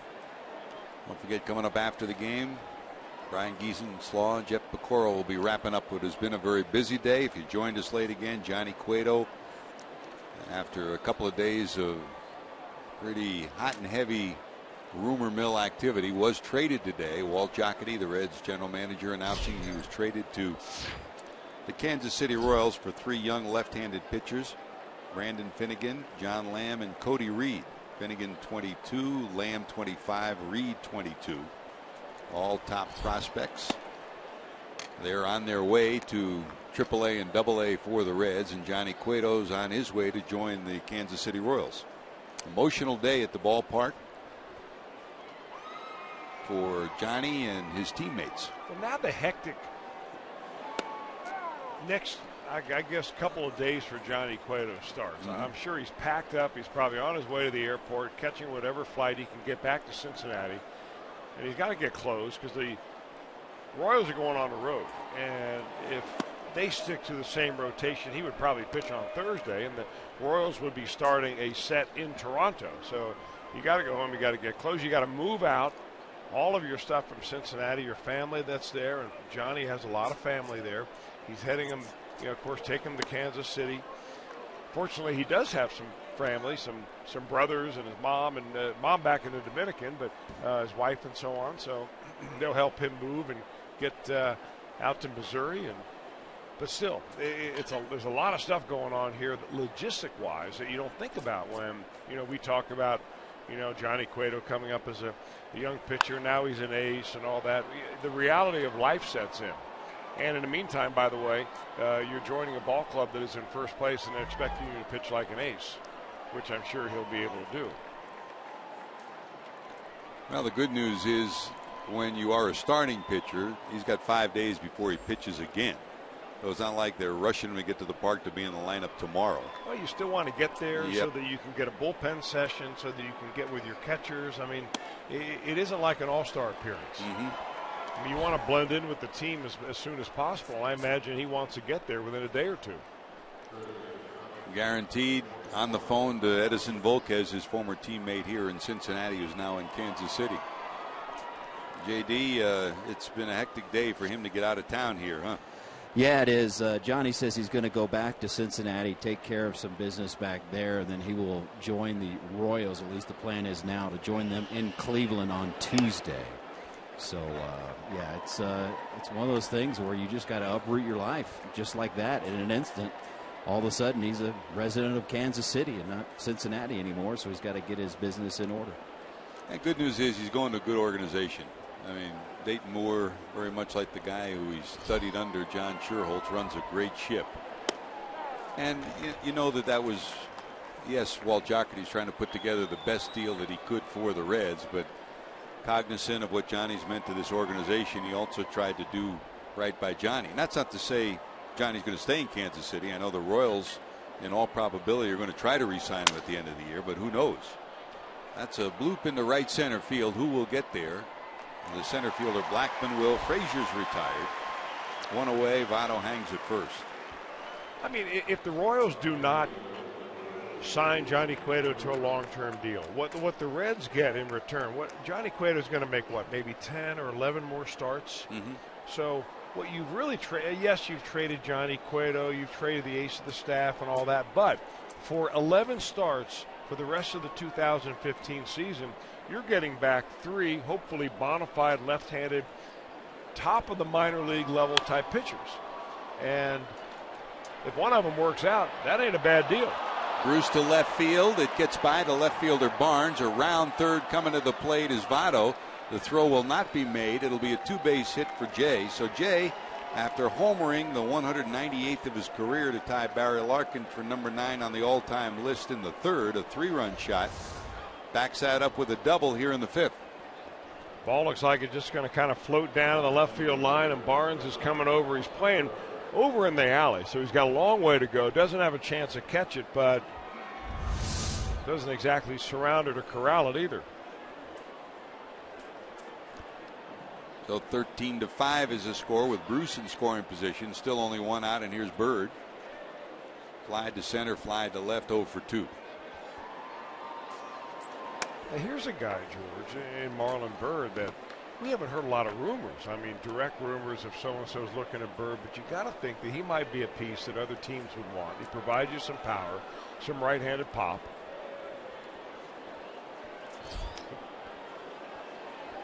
He gives you a little veteran presence in the clubhouse. While this was a major trade today, it certainly will probably not be the last that Walt Jocketty and his staff put together this week, or not just this week. Right. You know, you say that the trading deadline is July 31st. That means the waiver trading deadline. Then you can put people back on waivers again. The non-waiver trading deadline ends, and you can put people on waivers after the 31st and try to get them through. Some players will make it through. So, yes, there'll probably be another deal or 2 made this week, but they may go until August to make a deal or 2. But as you mentioned, you're looking at a starter giving you maybe 10 starts from now to the end of the year, so you want to get them sooner rather than later. Mike Leake is on that list of those discussed by other contending teams. Ground ball, right side. Paulson has it, shovels to Kendrick. They get the out, but going to third will be Bruce. Hey, take a break from work on Thursday, August the 6th. Enjoy lunch and baseball at the ballpark. With the Paycor Business Day special, you can get a Reds ticket plus $10 in concession credits for only $20. For tickets, visit reds.com/skipwork. Some restrictions do apply. And yes, there are still a host of teams that are still looking for pitching, and we know that whether it be starters or closers, for instance, Toronto, the Dodgers looking for a starter, the Yankees have been talked about, Baltimore, and the Houston Astros have shown that they could very well pull another major deal after getting Scott Kazmir this past week. And when you look at Kansas City, this is a team that surprised a lot of people last year, got to the World Series. Once you have a taste of it and you're close, you're going to make the effort to get that extra player to close the deal in 2015. And the Reds started the season thinking that they were exactly in that position. You get derailed by some injuries like the Bailey and then Mesoraco especially. And some underperformances in the month of April, and the fact that the Cardinals have taken off and never looked back. 1 ball, 1 strike. And woe is me doesn't mean anything when you're in that situation. Now the job that Walt Jocketty is faced with is how do you make your team the best it can be for the next 4 or 5 years. And with somebody like a Joey Votto signed for long term and Mike Leake being a free agent, how do you put that together? If you trade a veteran pitcher, do you get young pitching? That's what the Reds did today, getting 3 young left-handers. And bolstering a part of their minor leagues that they needed to bolster. Not a lot of left-handed pitching in the Reds minor league system right now. There's Suarez, who singled and bounced out 1 for 2.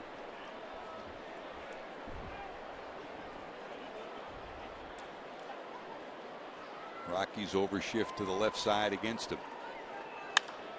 That's a base hit. Good job of hitting with the overshift. He goes to the right side. That'll chase Bruce home. And the Reds continue to chip away. It's a 13-6 game. Good job by Suarez. Good at bat. You know, these are kind of ball games that it's easy to give at bats away. You go up there and you look at the scoreboard and you're 8 runs down. And you're thinking, well, what do I really have to grind it out for? But you do. I mean, every one of these at bat. I never saw Pete Rose in all the time I've watched him play and then played with him ever given a bat away. And that's kind of the attitude. Joey Votto leads the inning off with a walk because Kendrick's not going to throw him strikes. You know, there you go opposite field to drive a run in. And why not?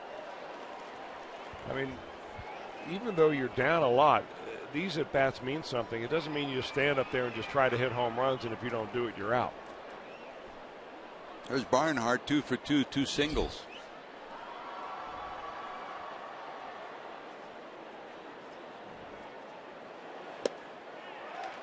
Big swing, 0-2. With Axelrod due up next. Skip Schumacher's moved into the on-deck circle for the Reds.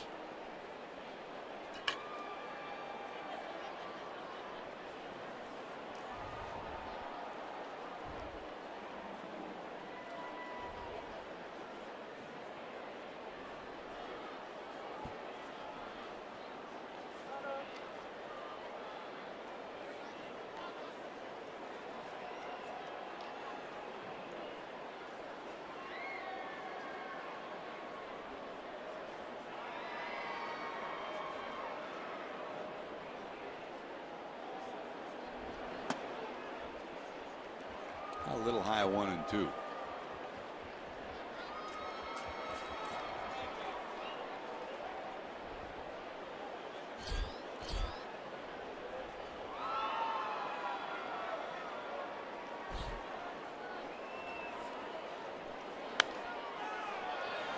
That'll loop foul again. 1 ball, 2 strikes to the Reds catcher.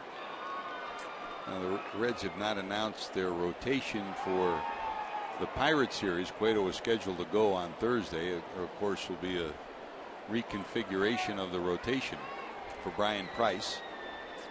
After the game, they'll probably announce that.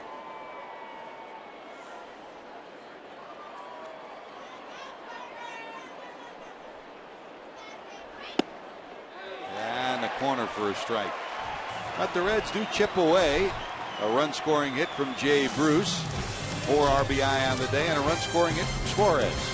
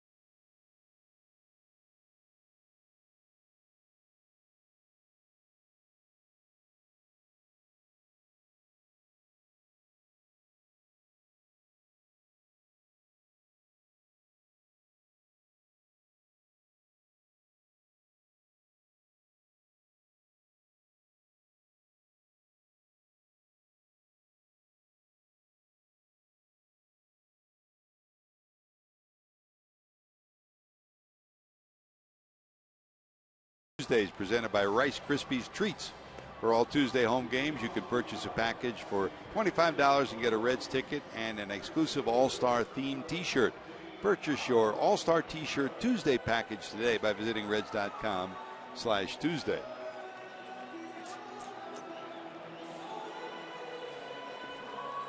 Well, wherever you go around downtown Cincinnati, you always see some Pete Rose jerseys, and here in Denver, they're sprinkled around the downtown area and around Coors Field too.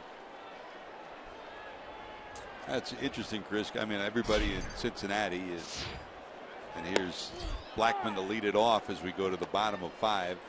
You know, certainly the 2 magic moments of the All-Star week were the Todd Frazier home run derby moment, and then the moment that Pete Rose stepped onto the field too. But every place we go since then, people are saying, what do you think? What do you think? And I think all we can do is appreciate the fact that Pete was allowed to be part of the festivities that week. Who knows what's going to happen when he meets with Rob Manfred? I think only Rob Manfred knows that. Mm-hmm. I think there was a lot of anticipation, though, excitement, wondering what would happen. Maybe there was a big announcement to be had during the All-Star week. That didn't happen. Yeah, I think that was. The city still opened its arm to Pete Rose, as they always do. I mean, it was fun to see him. Blackmon 1 for 3. Double, a fly ball out, and a pop-up.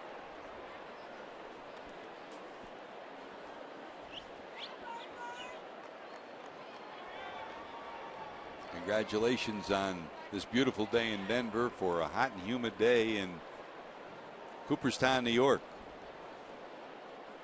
The Hall of Fame opened its doors to Randy Johnson, Pedro Martinez, John Smoltz, and Craig Biggio. You missed those days, George, for 30 years or so. Wasn't it about 30 years? 30, yeah. That you emceed the inductions in the Hall of Fame. You got to miss being up there this time. It was wonderful. It was a great experience, and I tell you that. I mean, to be with, like in 2000 when Sparky got in and Tony got in and Marty Brenneman got in, and over the years with Bench and Morgan, there's a line shot foul. The most enjoyable part of that weekend, for me at least, was being with the families of those Hall of Famers and being with the fans, because it truly is a fans weekend. And this weekend I talked to a couple of people today who were there, and they said it was just electric. The fans were blanketing all of downtown Cooperstown because everybody has a reason why they wanted to be there for John Smoltz or Craig Biggio. And as you know, there are coaches and former players who show up. I mean, each of these Hall of Famers, that misses for ball 4, and it's a leadoff walk. Blackmon marches down to first here in the 5th inning. But it's a special place, and for those fans that haven't gotten there, it's worth the trip. Of course, next year, I mean, already, I'm sure you've got the calls. I've gotten the calls too about how can I get a room in Cooperstown for Ken Griffey Jr. Right. Ask Ken Griffey Jr. Well, the Hall of Famers, the inductees do have their list, and the Hall of Fame will, if you're on that list, will help you with seating, help you with getting in, but also get your room. And we finally moved somebody off the plate. And it was a guy that has had a pretty good series so far.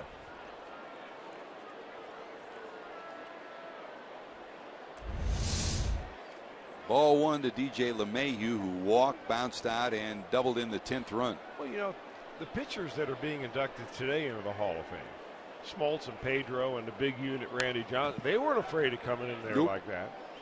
I mean, if he glared back out of him, here comes another one. Each and every one of those. In fact, Martinez was a guy that, you know, he was called in his career by some people, you know, a headhunter type of a pitcher. I don't think he ever was, but he was never afraid of pitching inside. You never wanted to crowd a plate on Randy Johnson anyway because you had such little time to get out of the way. And the same with Smoltz. Line drive over the head of Phillips into right. Blackmon will go first to third easily, and it's first and third with nobody out here in the 5th. Hey, you and I were there for that night in Montreal when Reggie Sanders was hit in the middle of a no-hitter. Pedro was throwing a no-hitter against the Reds, and he always pitched inside. He hit Reggie, and Reggie charged the mound on him. Here's Carlos Gonzalez. He's had a great month and a great series here against the Reds. Today, a homer, a single, and a walk. He had 2 home runs in game 1 of this series.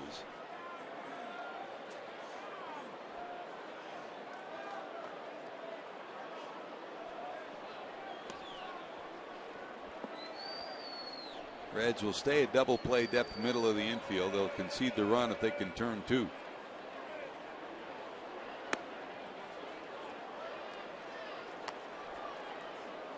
And Cooperstown, you know what else it represents, Chris? You know, so often in this day and age, whenever there's a baseball gathering, you know, it's about the economics of the game or the marketing of the game. There, it's all fans.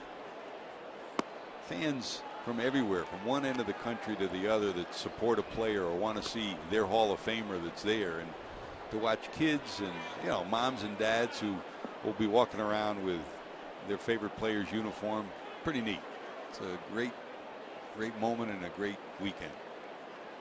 Now, if you have a family that you'd like to take them to Cooperstown, is the induction weekend the time to go, or is it better off going, you know, sometime other than when, you know, it is descended on by so many thousands of people? Well, if you're a Tony Perez or Sparky Anderson or Marty Brennaman fan, in 2000, that was the year to go, because you're invested in those people. Or when Hal McCoy got in, when he was inducted as the Reds writer, or Bench and Morgan down the list.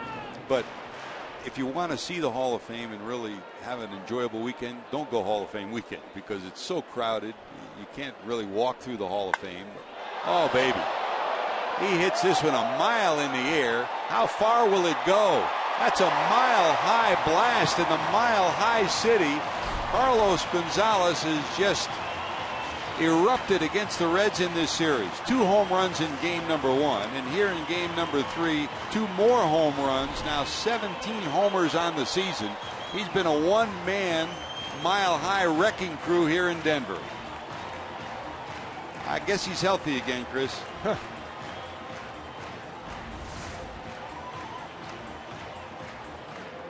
The only really question about this home run was, would it come down? I mean, that ball looked like it was going into orbit. Man, some serious hang time. So tack a 3-spot up, and it's now 16-6 Rockies. And Brian Price is on his way out.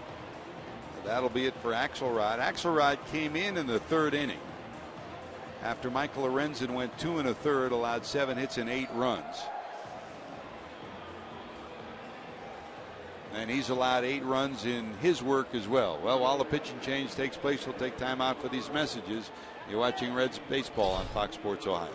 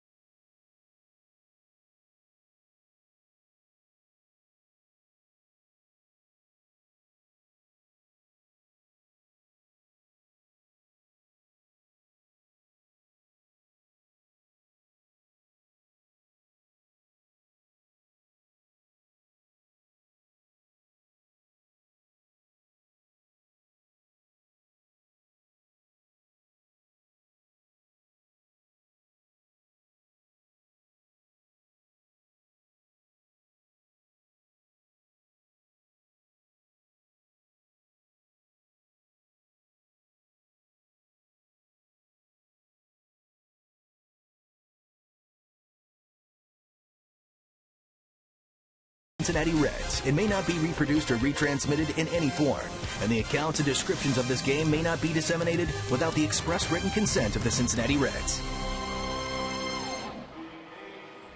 Well, the Rockies have brought out the heavy artillery on this day. 16 runs and 12 hits. Carlos Gonzalez, his 3rd and 4th homers of the series against the Reds. And the scoreboard tells the story. 16-6. The Rockies lead it. And a double switch for Brian Price. Jason Bourgeois will take over in left. And here's your new pitcher, Chris. Nate Adcock.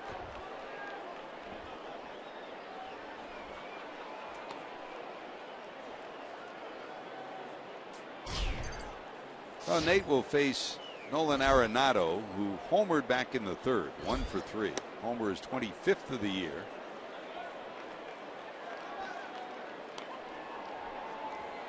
Adcock, his 13th game as a Red this season.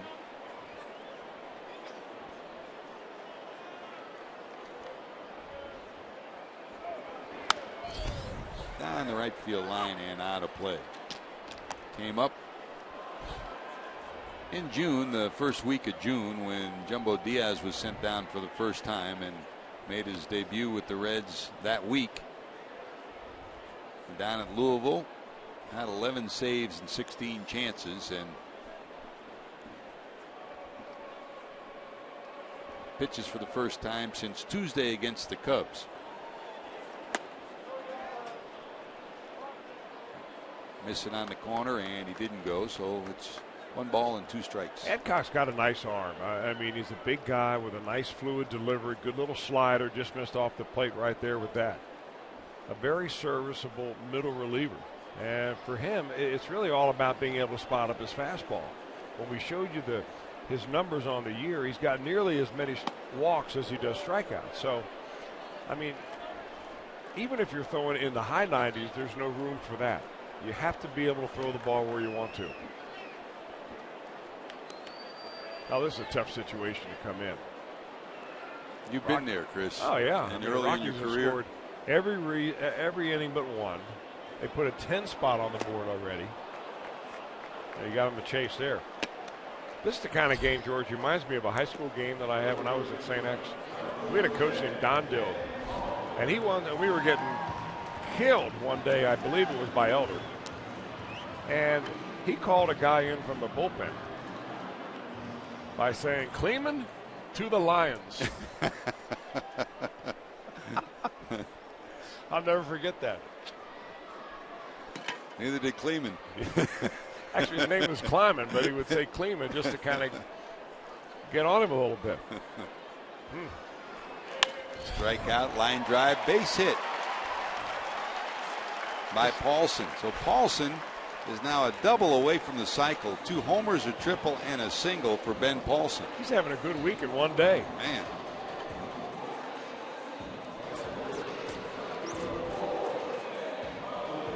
Tough enough to pitch anytime in Denver, but for Adcock to come in a situation like this, you're just trying to find a way to at least keep it where it is, and maybe hope beyond hope you can find a way to inch your way back into it. Well, you pump low strikes, and you don't worry about inching your way back in. I mean, the reality is you're 10 runs down, but unless you put up some zeros, it's not going to happen.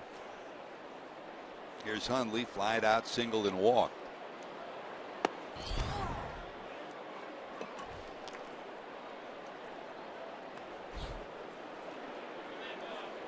He's sure taken over the mantle of catching here on this Rockies club. You have to hit to catch in this ballpark, and he has. He's hit over 300, but done a good job of running this pitching staff too.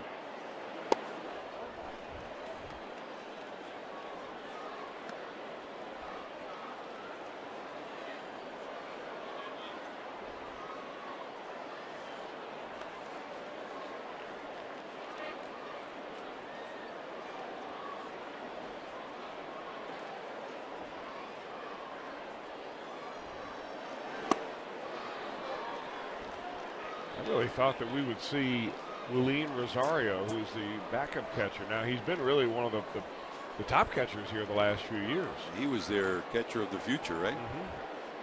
And He's now, got, 276, got 5 home runs, but he's only played in 67 ball games.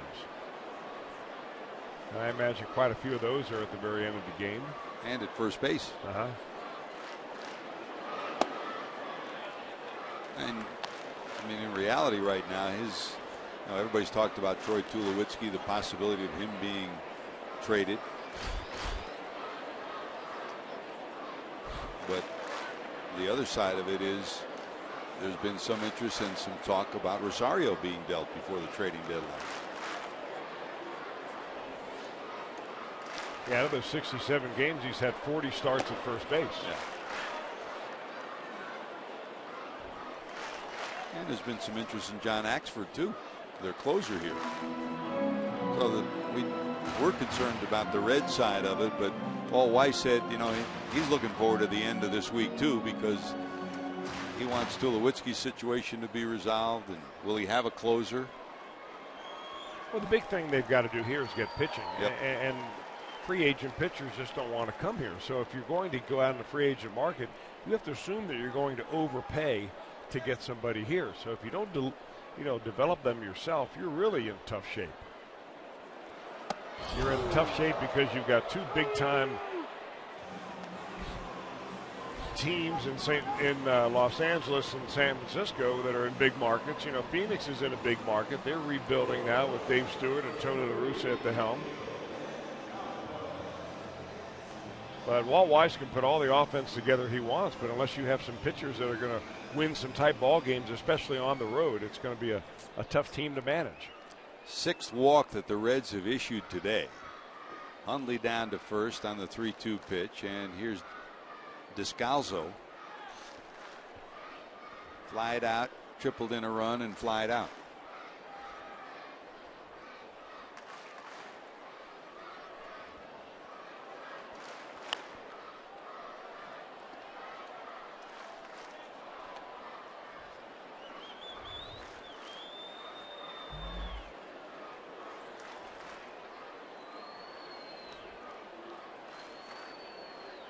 The Reds, of course, lost Homer Bailey early from their starting rotation, and here in Denver they lost 2 of their starters right off the bat, and that really put them behind the 8 ball. And in Denver, you can't survive that at all.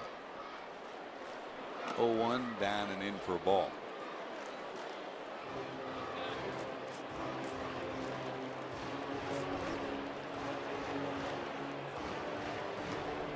start to give his big righty a bit of a pep talk. Nate, native of Kentucky, his granddad was a miner, just a big old country boy who, wherever he's been, has been an outstanding teammate. Originally signed by the Mariners, made it to the majors with Kansas City back in 2011 and spent some time with Texas. Here's Phillips. He'll come in and take the force at second, but not enough time to turn two, as that second hop just too high for Phillips to get it any faster. So a 4-6 fielder's choice. And that'll bring up Brandon Barnes with runners at first and third and 2 away.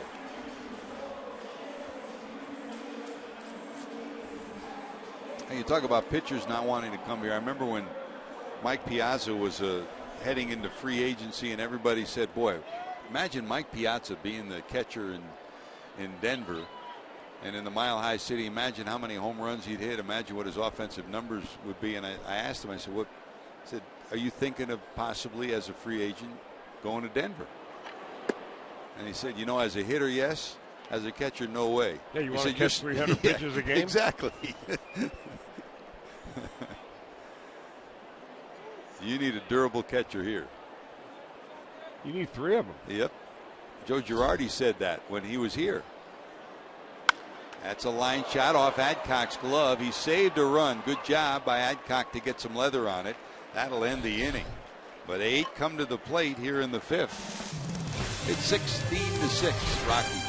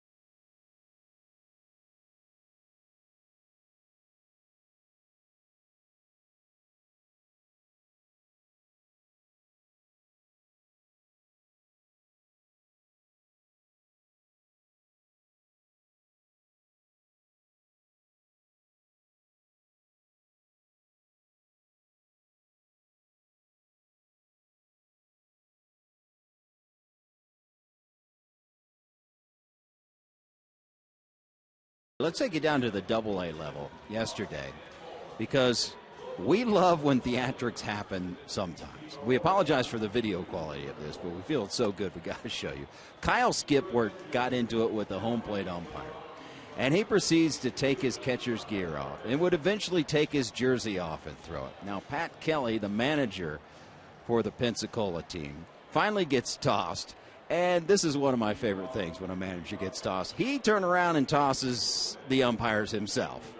And he was not done. He eventually got to the rosin bag and used it like he was using it as deodorant, basically telling the umpires, on this night, you guys stink. Our old friend Pat Kelly, usually mild-mannered. Yesterday, not so much. Hey, JD, but if you saw that full video, he got a standing ovation from all the fans in Pensacola. It's his first year down in Pensacola. He was in Bakersfield last year. He's had about every role you can imagine in the Reds organization. PK he's unique, isn't he? They may want to chip in on the fine. Yeah. He's a great guy. I mean, and a good baseball mind too. But kidding. Evidently, he hit the overload button right there, or the clutter overload, as we like to say. And it was a 3-2 ball game in the 9th inning. I'm not sure what they were arguing about. I saw that in its entirety this morning. And Phil Wellman's got nothing on Pat Kelly. Yeah, that rivals Phil Well. That was Brad Wellman's ejection was probably one of the best. That's a bouncer right through the middle by Jason Bourgeois, up for the first time after coming in on the double switch. It started with Skipworth getting ejected, then PK came out and got into the act. The Wellman show was something else, though. Wellman was actually crawling on the ground and using the rosin bag as like hand grenades, like throwing them at the umpire. I'm not so sure he's in baseball anymore. I'm not really sure. I don't think the Reds condone that kind of conduct. I mean, we sit up here and laugh about it because it is funny and it was very entertaining, and he did get a standing O. But, you know, at the same time, your organization asks, well, you know, is this really what we want our guys to do? And there's a serious side, unfortunately, that sometimes has to override the fun. Did they ask Lou that after he threw the base? The Lou Piniella eruption.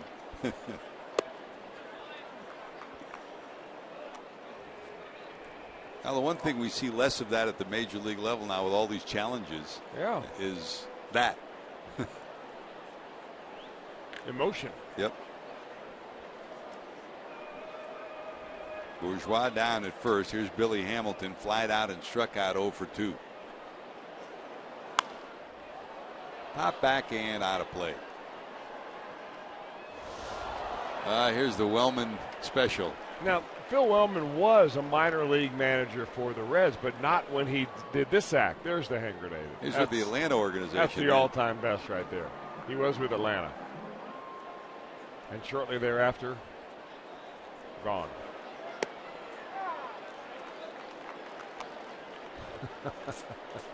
That hand grenade, though, with the rosin bag. Does it get any better than that, really? Well, Donnie Scott might be better. Scotty had a few good ones.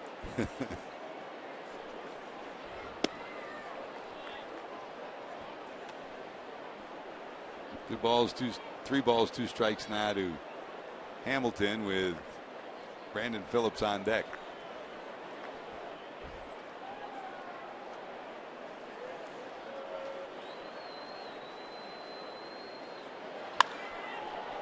Towards the alley, will anybody get there? Blackman will.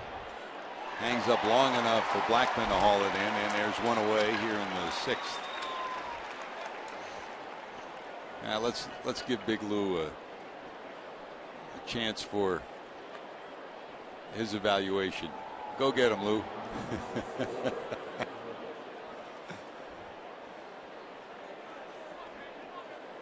Actually, he got. Come on, don't be done yet, Lou. He ain't. Again. And that was rotator cuff surgery after that.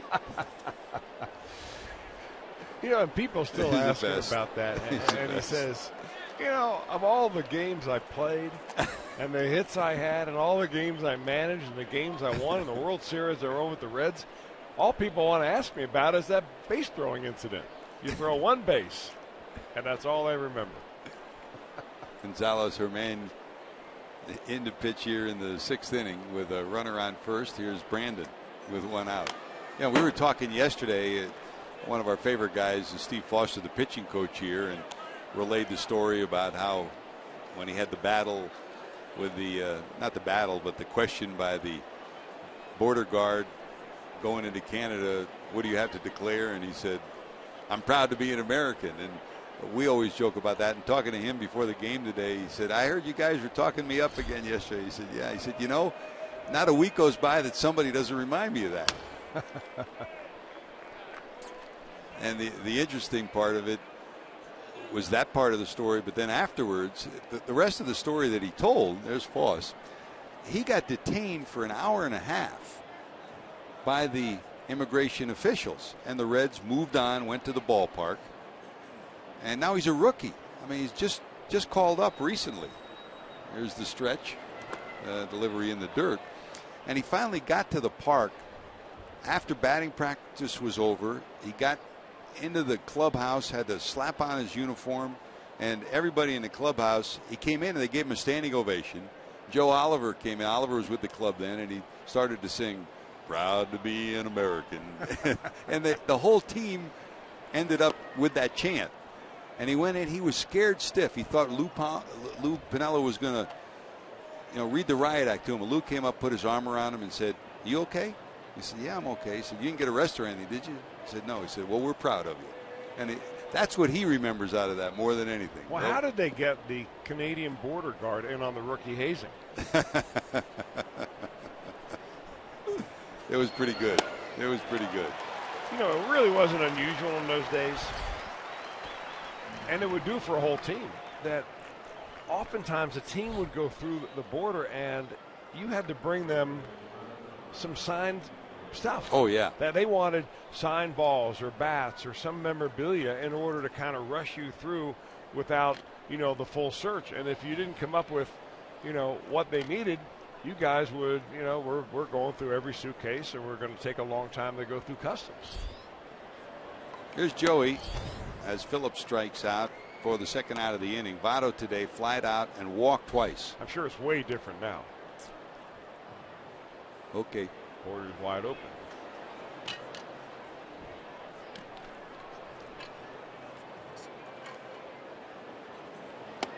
Inside to Votto. And the other part of the other Steve Foster story, of course, was the fact that he appeared on the David Letterman show and he had him throw a couple of things on the show, and he went on the disabled list after that. And everybody always said, well, he hurt his arm on the David Letterman show, and he's always maintained he pitched 2 innings against the Dodgers the day before. That's when he hurt his arm, but it was written and has followed him ever since that. And he's always on that top 10 list. You go online and you see it. Strangest injuries.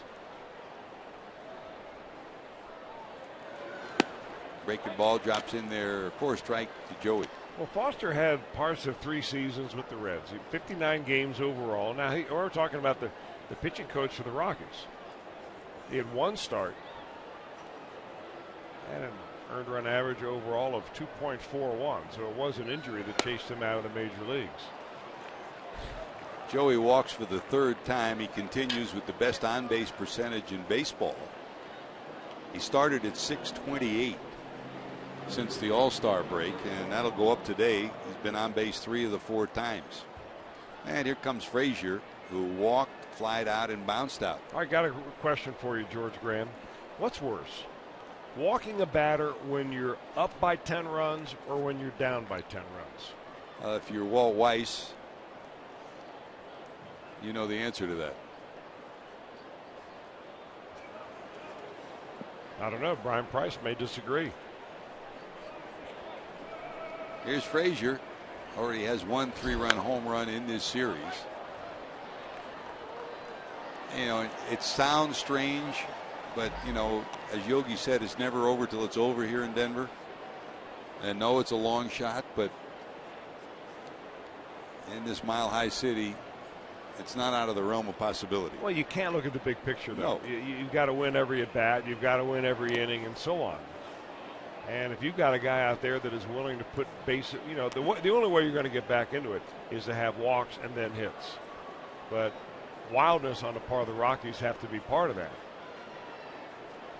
But in the meantime, you've got to stop the bleeding by putting up a couple of zeros of your own. Reds have yet to do that. Frazier into left field, going back. Barnes at the warning track. He'll squeeze it, and that'll do it. Now the Reds got a walk and a base hit, nothing to show for it. They trail 16-6.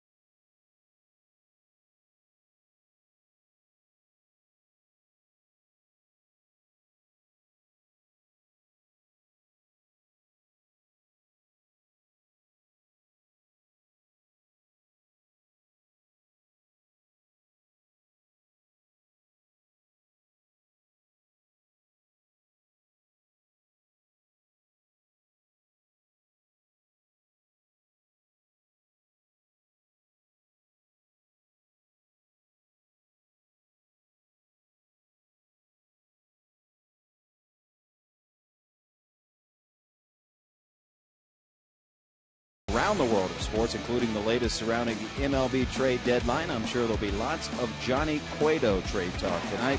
Catch Fox Sports Live tonight on Fox Sports 1 and streaming live on Fox Sports Go.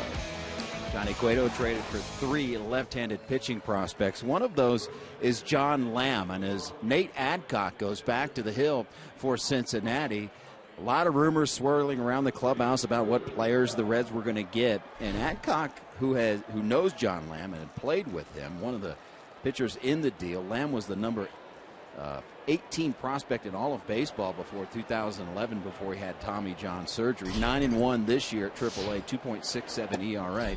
And he couldn't say enough nice things about not only John Lamb as a pitcher and how he came back from Tommy John surgery, but says he's top shelf as a person, and was, doesn't want to see Johnny Cueto go, but was excited that John Lamb was part of the deal. A great point, JD, and I know here's Drew Stubbs pinch hitting in the pitcher spot. As you evaluate any deal, it takes a couple of years to do that, but in talking with the Royals front office people, the Rockies front office people, and some of the coaches with the scouts in for the Rockies this week, they were very impressed with the 3 players that the Reds got in the deal. Brendan Finnegan, John Lamb, and Cody Reed, all of them bright young left-handed pitching prospects. And Brian Price, he said he's just looking forward to working with all 3 of them up the road. They're all right now heading to the minor leagues, 2 to AA, 1 to AAA, but that could change in the next couple of weeks, Chris. Well, there's room. Stubbs to right field. Bruce going back. Warning track looking up. Off his glove. Here's Stubbs around second. He's heading to third, and he'll have a 3-base hit. Bruce had a long way to run, and he was peering right smack dab into the sun. Got the glove up and glanced off it. It'll be a 3-base hit for the former Red, Drew Stubbs. Well, Jay Bruce got Drew Stubbs last night on a little ball that was flared into right field. Bruce threw him out at second, trying to stretch a single into a double. This time, Stubbs teases him with a ball that just goes off the end of his glove.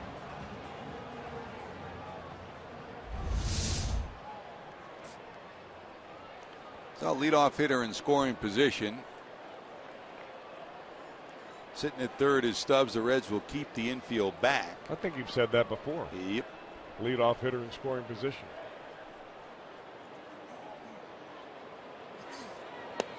Here's Blackman. Charlie flied out, double, popped up, and walked.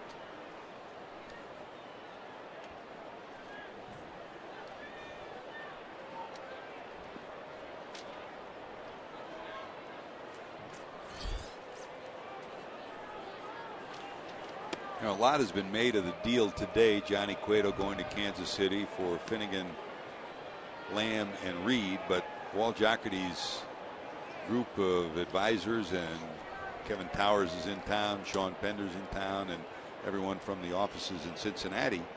And they're still working on other deals that have been bantered back and forth over the last couple of days. This one to right field. Bruce back. It'll stay in the park. He's got it. That'll be a sacrifice fly for Blackman. And the 17th run of the afternoon crosses the plate for the Rockies.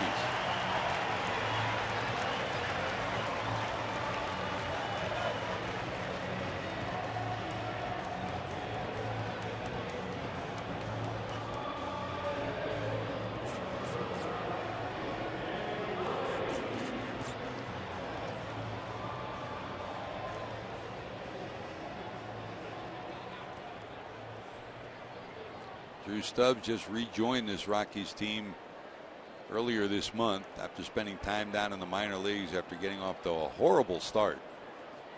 He's had a pretty good month of July and is hopeful of getting his offensive game back together. Always been a brilliant defender, but here and in the major leagues, you got to hit to stay.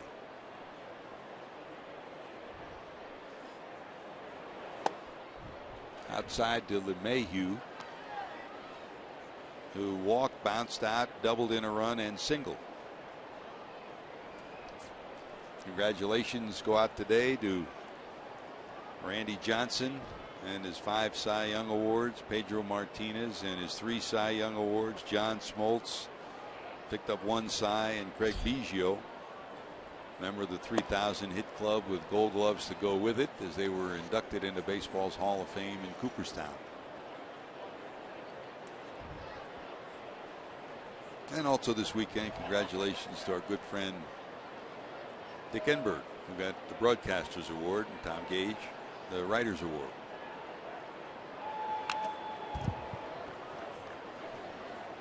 It was a hot and humid day in Cooperstown. Now, Pedro dressed the part, didn't he? You knew he'd be pretty resplendent. And they put him standing next to Randy, too, right? That's not fair. He's still too small to pitch. Yep. Well, his brother Ramon told everybody in the Dodgers organization, my little brother's going to be better than me. And Dave Wallace, the pitching coach then with the Dodgers, the roving pitching coach, argued the case that keep him. And there's Juan Marichal, the minister of sport from the Dominican Republic.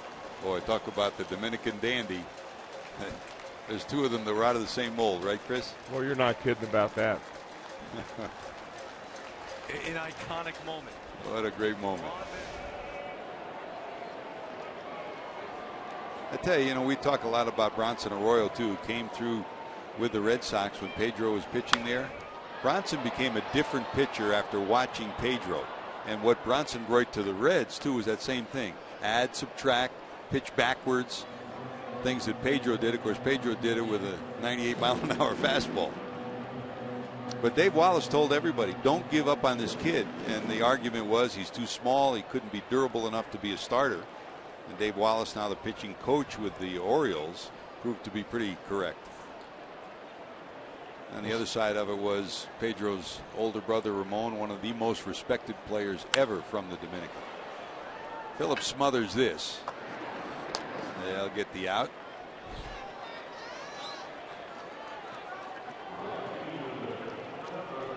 Second out of the inning. And here comes Carlos Gonzalez. 2 home runs on Friday night, 2 more home runs today, and a single. So he's 3 for 3 and a walk. The Rockies have been keeping their fingers crossed that he'd be the player that he was a couple of years ago, and he's showing signs of that this month, hitting over 400 for the month. And he hits this one hard, but Votto's right there. Joey taps the bag, and the Reds will go back to work. Heading to the top of 7. Bruce will lead it off.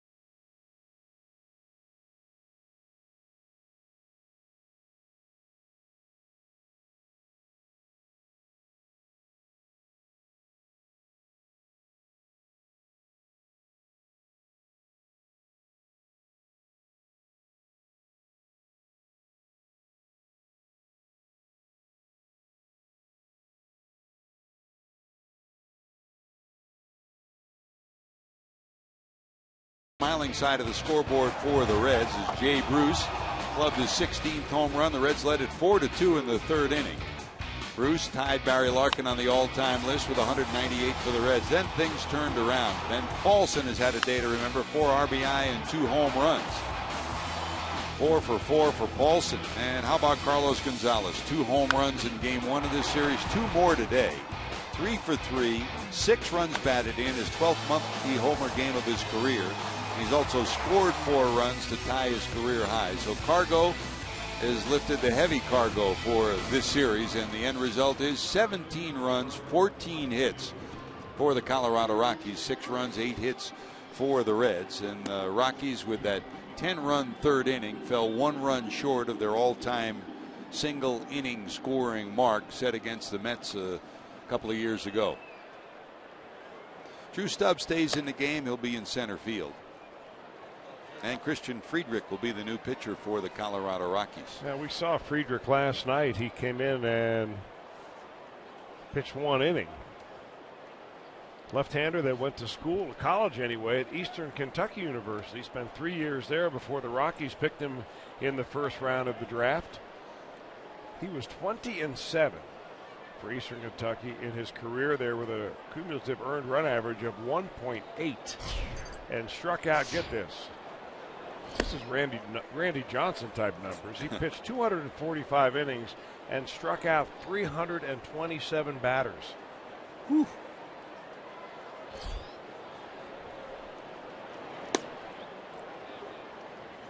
Here's Jay. He lined to second first time up, hit a 3-run home run in the third that gave the Reds the lead 4-2, but it only lasted a half an inning. Then he doubled in the Reds' 5th run in the 5th inning. So 2 for 3.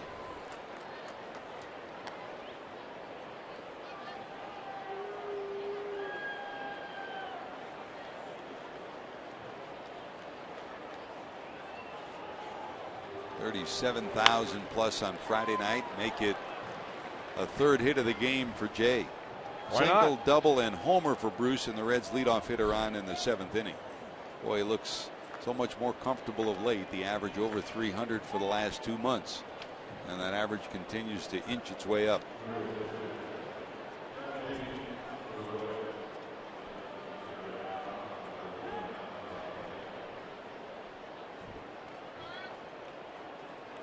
Here's Brian Pena pinch hitting in the pitcher's spot after the double switch that brought Bourgeois into the game. Here's Pena with a base hit to right. So Brian delivers a hit. The Reds have the first 2 batters on in the 7th.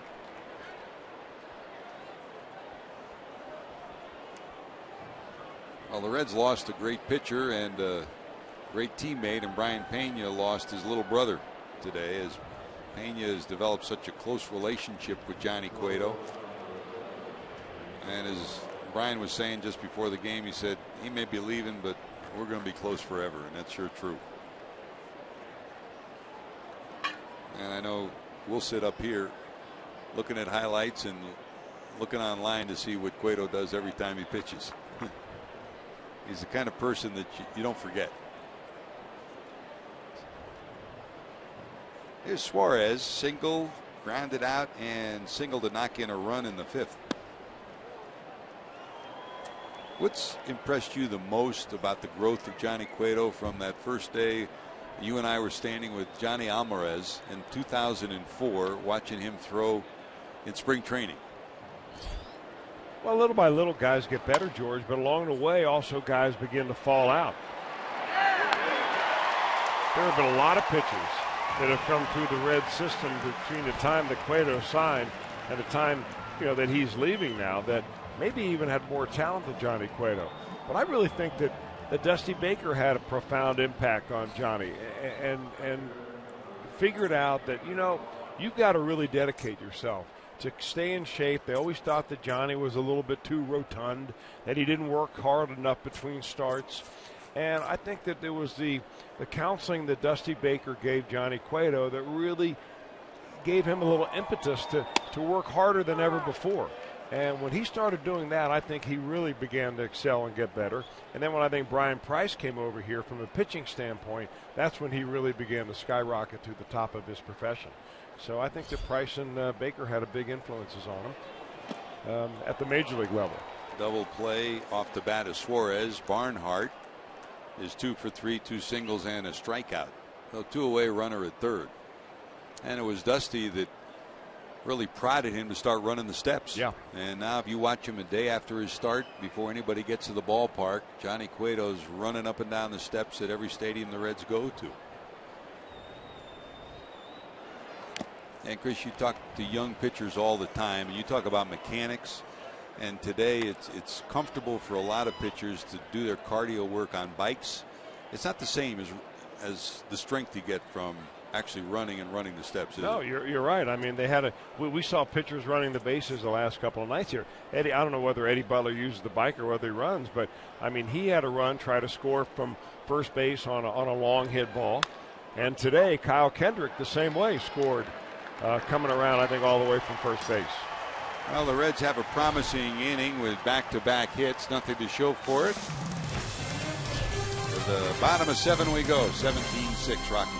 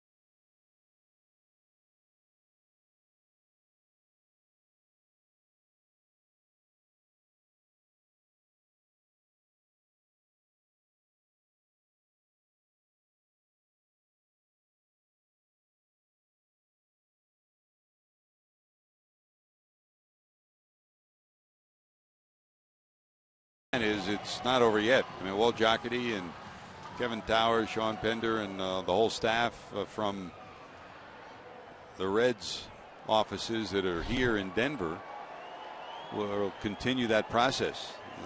They have not just one, but a number of deals that they've been working on, so there may be more before the week is over.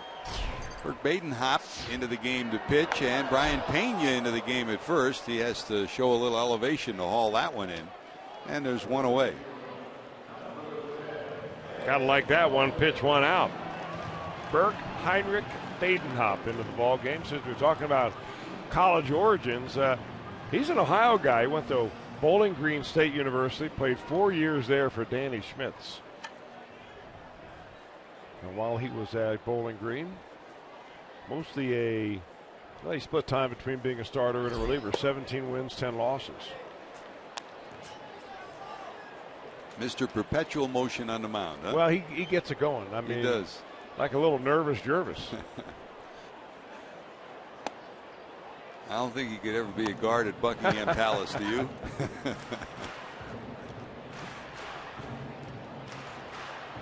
How those guys stay there hour after hour and never move. BB couldn't do that for 30 seconds.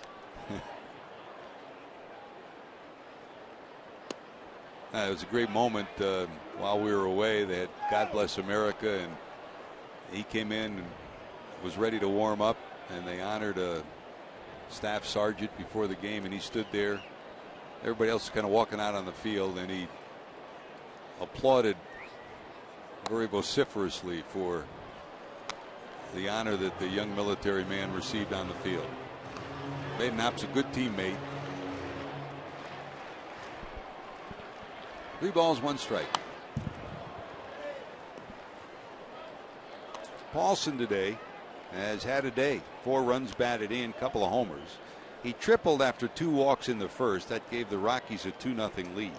After the Reds took a 4-2 lead in the top of the third, the Rockies put together 10 runs in the bottom of the third, and he had a big part of that. His home run made it 6-4, then a home run in the fourth made it 13-4. And here Badenhop takes care of him. That's a news flash right there, getting him out of it today. He was 4 for 4 before that at bat, now 4 for 5, and there's out number 2 rather of the. There goes to show you, there's his weakness. He threw a little hanging slider right down the middle. Go figure. Game smarter than any of us, isn't it? Oh yeah. Here's the catcher, Nick Hundley. Popped up, singled, walked, and walked.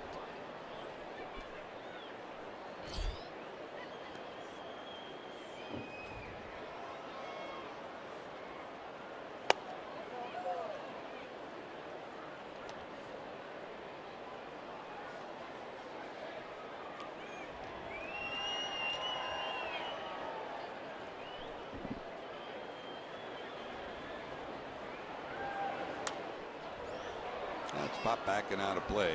I have a concert after the game today, so a lot of these fans will hang around. It's a sellout crowd. Also a day where Nolan Arenado was honored with his bobblehead giveaway. The Reds trying to spoil the party. Got off to a pretty good start, but on the short end of that scoreboard right now.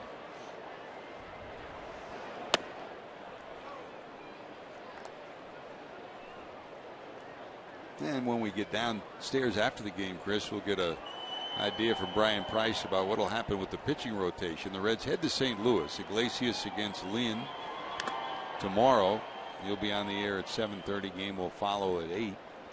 Tuesday, Mike Leake. Wednesday, Anthony DeSclafani. Cueto was scheduled to go on Thursday, and then Lorenzen would be your pitcher on Friday in 5 days. It'll be a little different atmosphere in St. Louis than here. I mean, here you think, yeah, you get a high scoring and so on, but there's no real intensity of a team that is in the hunt. That changes when you get to St. Louis.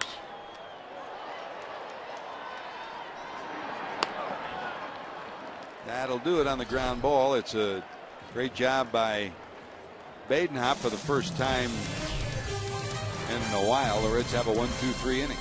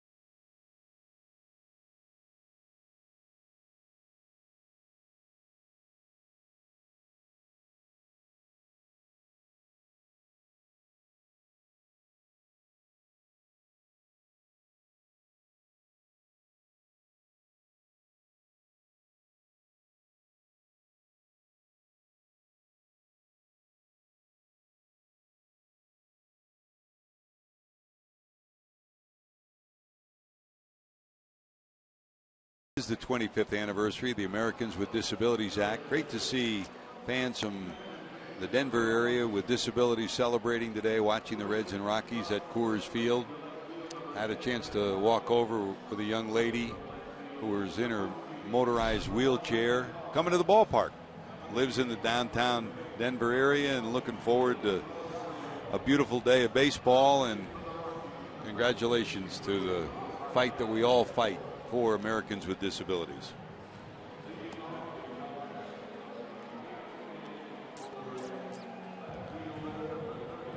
A few changes. Paulson goes from first base to left field.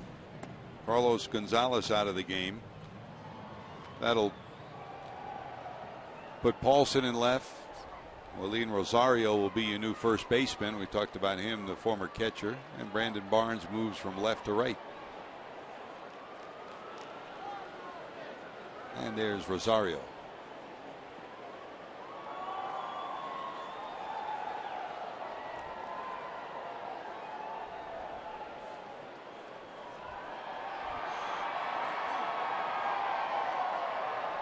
There's Rafael Betancourt on for the second time in the series.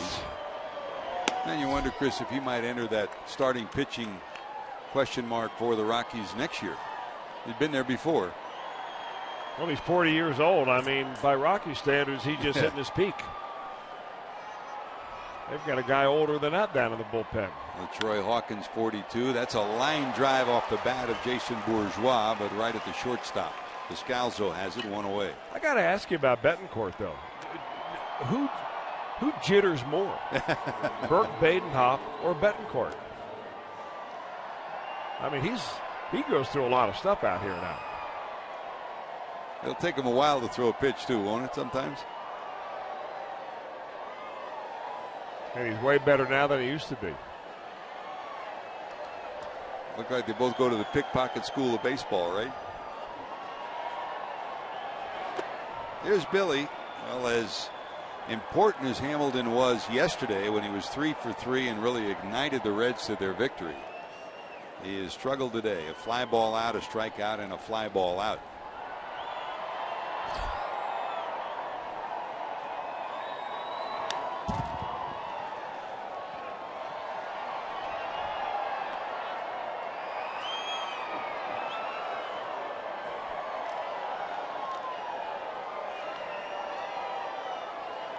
The growth and development of a leadoff hitter is so different than so many other positions.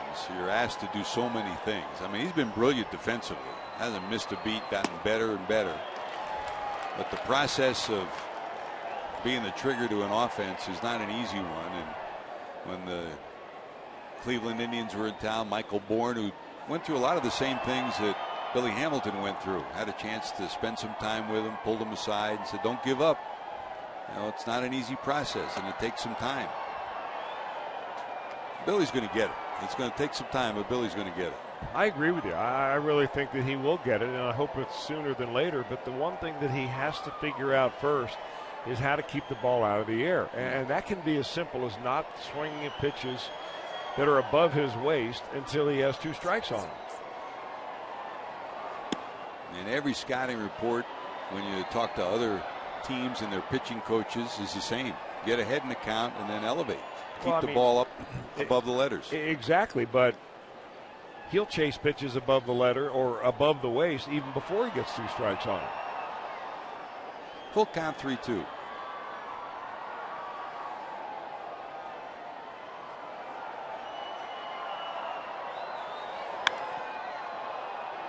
On loop to left.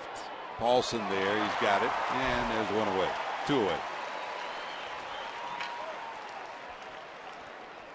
JD, what's the latest on what has been a very emotional day surrounding the departure of Johnny Cueto? Well, there are a lot of private goodbyes with Cueto and some public ones as well. As Brandon Phillips steps in, he also took to Twitter and tweeted this: sad day for me seeing my friend and favorite pitcher Johnny Cueto leave.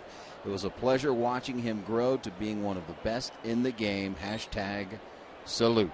So they're all saluting Johnny C.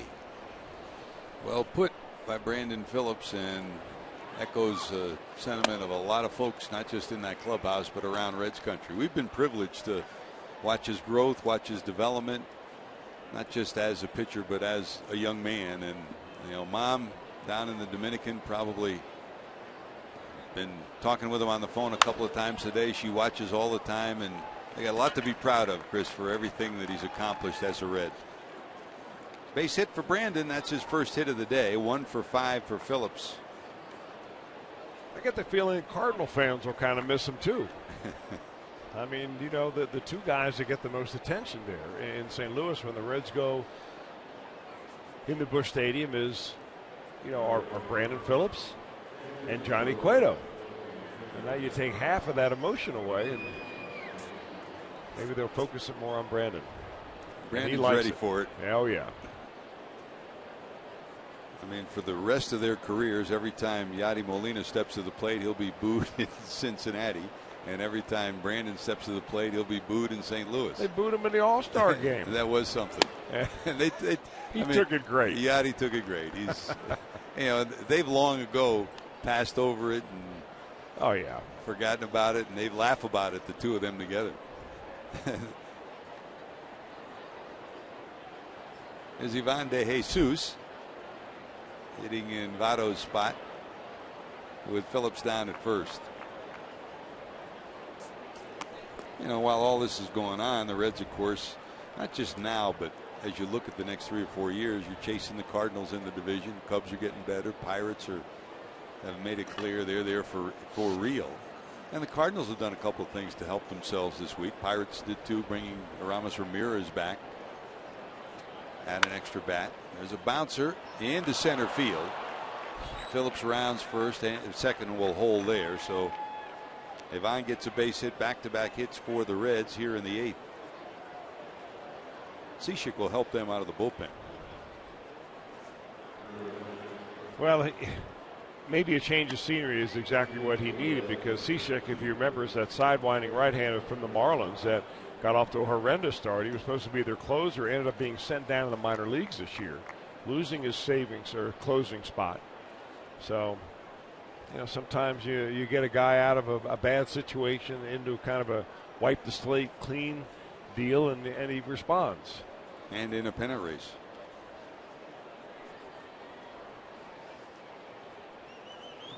Here's Schumacher hitting in Frazier's spot in the lineup. Skip back in that 3rd inning when the Reds are hoping to blow the game open, was on deck when the inning ended. Now he hits here in the 8th inning. Picked up pinch hit number 13, a double the other night, a big hit for the Reds.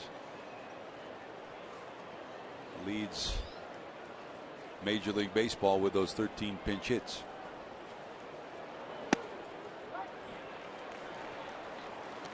One ball, one strike. That is Ryan Matthews in the bullpen. So I imagine he's next, unless Schumacher goes from the batting box to the pitcher's mound.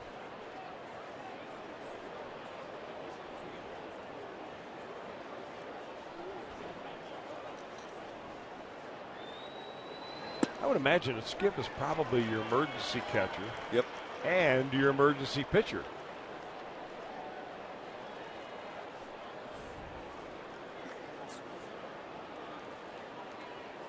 Brian Price is not one that enjoys being put in that situation.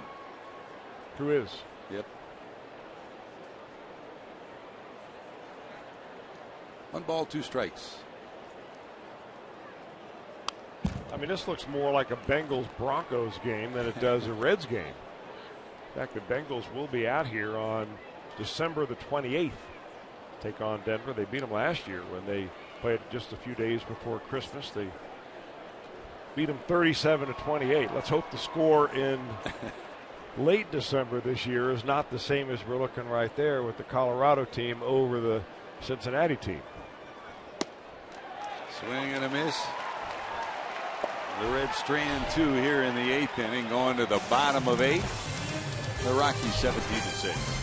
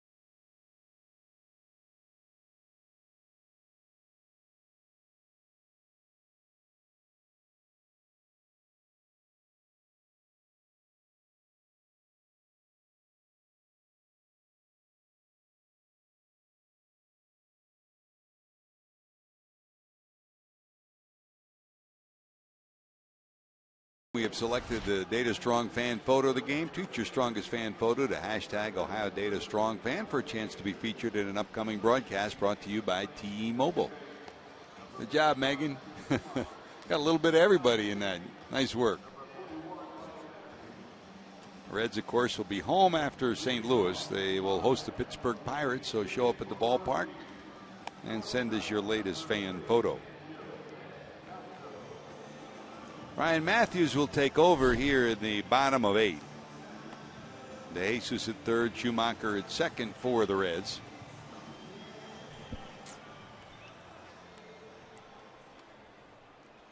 "17 runs, 14 hits, no errors for the Rockies. 6 runs, 12 hits, and no errors." To recap the day for you, if you joined us late, the biggest news came before the game, and if you were with us yesterday, the rumor mill was swirling all day long that Johnny Cueto might be traded to the Kansas City Royals. That deal was finally consummated this morning.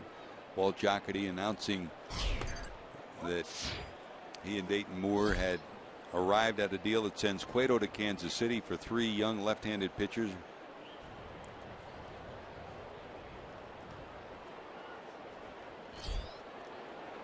That's up high. 1 ball and 1 strike. Brendan Finnegan, John Lamb, and Cody Reed. Cueto on his way back to Cincinnati, where he'll collect his belongings and then meet the club, the Kansas City Royals, on the road. The 3 left-handers, 22, 25, and 22 years of age, are headed to AA and AAA for the Reds. On the game itself, the Rockies took a lead in the first off Michael Lorenzen. 2 walks and a triple by Paulson made it 2-0. The Reds came back in the 3rd inning. A couple of walks, a 3-run homer from Jay Bruce after a run-scoring hit by Lorenzen in the second, and the Reds had a 4-2 lead. But in the bottom of the 3rd, the roof fell in on Lorenzen and the Reds. Lorenzen left after 2 1/3, allowing 7 hits and 8 runs, as the Rockies put 10 runs and 8 hits on the board in the bottom of the 3rd. The hitting stars for Colorado: Carlos Gonzalez, 2 homers and 6 runs batted in. There's a shot back to the mound. Matthews has it. And Ben Paulson, 4 for 5 with 4 runs batted in. Hey, get ready for Reds action 30 minutes before every game with Reds Live on Fox Sports Ohio, with all of the info you need for that day's game. Reds Live presented by Ray St. Clair Roofing. Reds head to the airport after this one. It'll be Raisel Iglesias for Cincinnati against Lance Lynn. Cardinals today at home against Atlanta lost 3-2. The Pirates beat Washington 3-1. The Mets over the Dodgers 3-2. Zach Greinke added 2 more innings of no-run baseball before his streak ended at 45 plus for the Dodgers. Philadelphia beat the Cubs again 11-5. Final in now. San Diego beat Miami 3-2, and the Diamondbacks lead Milwaukee 3-0. They're in the 8th. American League, San Francisco beat Oakland 4-3. The White Sox beat the Indians 2-1. Baltimore 5, Tampa Bay 2. The Yankees 7, Minnesota 2. Kansas City bounced back after losing to Houston, the final 5-1. And the Angels won over Texas 13-7, while Seattle beat Toronto 6-5. Tonight it's Detroit and Boston.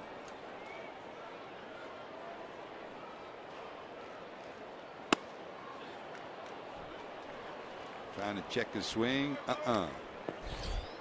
2 away. We waited long enough, but I know you wanted this one to be called our Cholula Flamethrower. Brought to you by Cholula Hot Sauce. Not a lot of bright moments in the afternoon for the Reds, but that strikeout by Ryan Matthews at 94 qualifies as our Flamethrower. Matthews was actually drafted by the Colorado Rockies.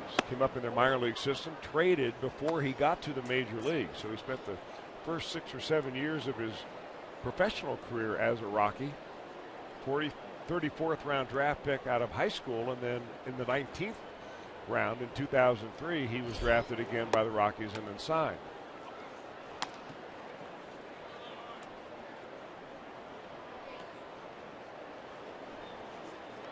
Reds got him off the waiver wire on the 13th of May of this year. Pretty good pickup this year, Chris. Really has been. I mean, little did anybody think when they picked him up off the waiver wire from the Angels that he would be pitching in some of the tight games in which Brian Price finally feels pretty comfortable in bringing him in.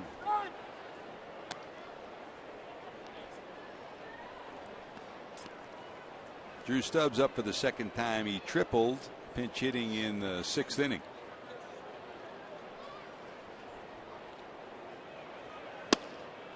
That's nasty.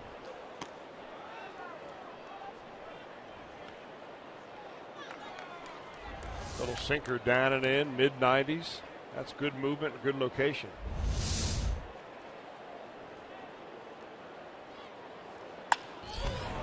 Hit off the leg of the pitcher, scoop and a throw, but not against the speedy Stubbs. He's got 2 hits. And is Matthews okay?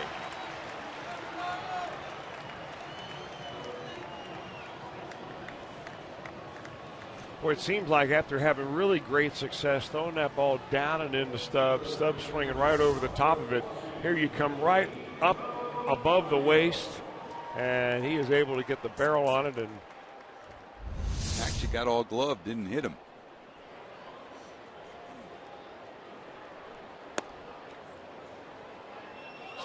Still way back to the top of the order, and it is Rosario, the new first baseman, the former starting catcher here. Willeen takes over.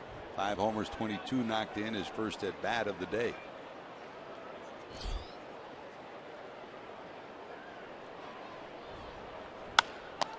Woo. Another bullet right back at him, but this time he gets leather on it. And last roundup time for the Reds. Heading to the 9th. 17-6 Colorado.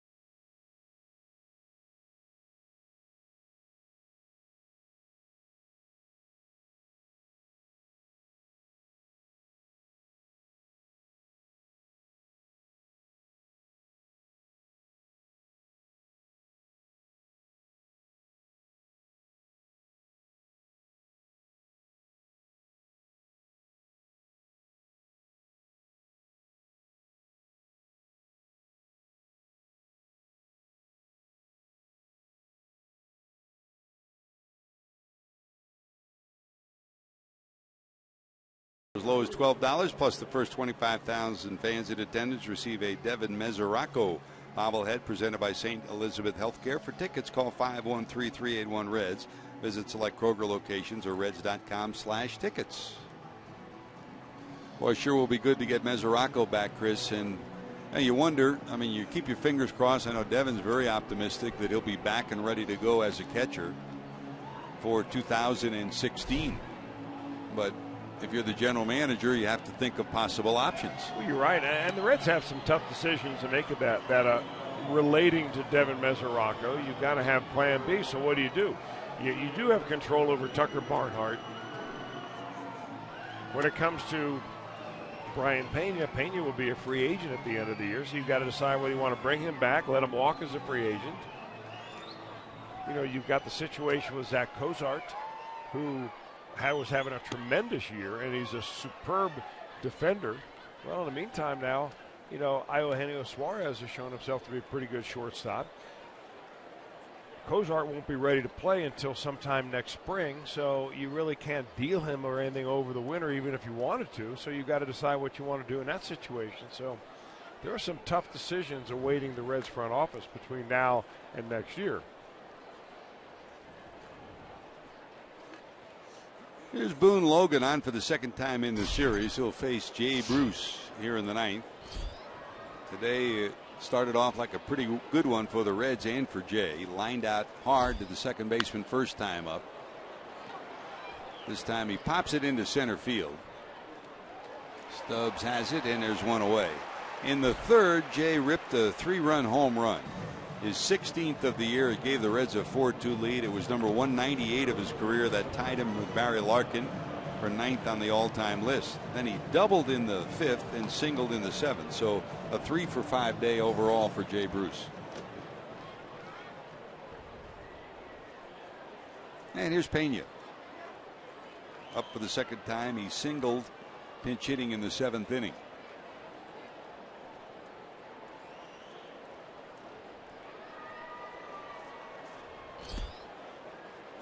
We talk about what happens when a trade comes, and especially if you don't know a team. Johnny Cueto, of course, has a former teammate there, Edison Volquez in Kansas City. But Brian Pena forever will be indebted to Dayton Moore, the general manager in Kansas City, for the way he was treated when he was there, Chris. And he told Johnny that very clearly. You're going to a good place where the people care about you. Well, when Brian Pena went back to Kansas City when the Reds were there about a month or so ago, it was just a parade of one player after another coming up and giving him a big hug. I mean, he's a terrific teammate and really leaves an impression wherever he is. And he's kind of let it known that he loves it here and would love to come back next year. I don't know if there have been any talks or whether there will be any talks about bringing Brian Pena back, but I think the Reds got a lot more from Brian Pena than they ever thought they would when they made that deal with the Detroit Tigers. I mean, he filled in for Joey Votto, and Joey Votto was injured last year, played almost every day for a while, did a nice job, has handled most of the catching duties this year in the absence of Devin Mesoraco. But going forward, is he the guy that you want to have the bulk of your catching next year? Here's Suarez, bounced out, grounded out, singled in a run, and bounced into a double play.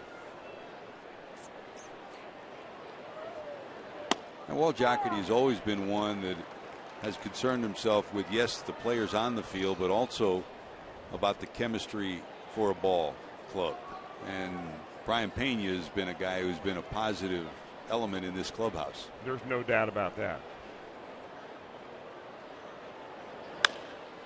Towards the hole, through and past Descalzo. So that's the third hit of the day for Suarez. And the Reds, for the third straight inning, have back-to-back base hits. They've been unable to score in the last two, though. And here comes the catcher, Barnhart. As you restructure your roster, not just your lineup, but your overall 25-player roster, you want the best players you can get, but how does it all fit together? Who are the ones that can help lead a clubhouse? You're right, because the clubhouses are led from within and not by the coaching staff and not by the manager. Of course, we all know that. We've talked about that forever, and all you have to do is look at good teams, figure that out.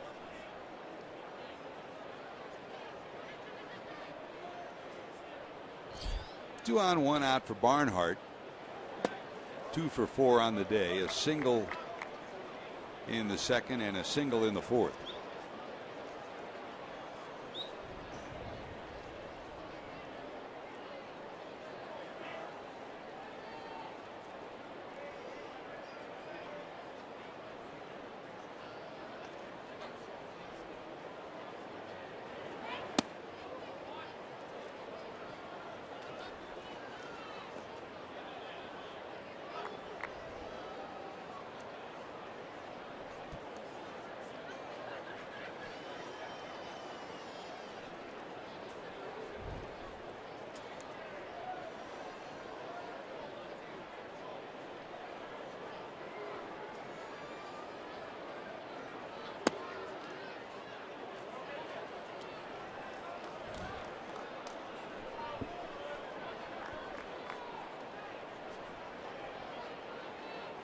23 runs, 29 hits in this ball game, like the old Blake Street Bomber days here in Denver today. Bourgeois on deck for Cincinnati. That's a 3-0 strike. And the other big news of the day, of course, came in Cooperstown, where the Hall of Fame said hello to Randy Johnson, Pedro Martinez, John Smoltz, and Craig Biggio. Our congratulations to them on this day that they'll never forget. There's ball 4. Well, the bases are loaded. These fans are waiting for the post-game concert. Walt Weiss says, let's just wrap it up, and the Reds still have a life with Jason Bourgeois coming up. And here comes Steve Foster. He's going to take a moment to talk to Logan.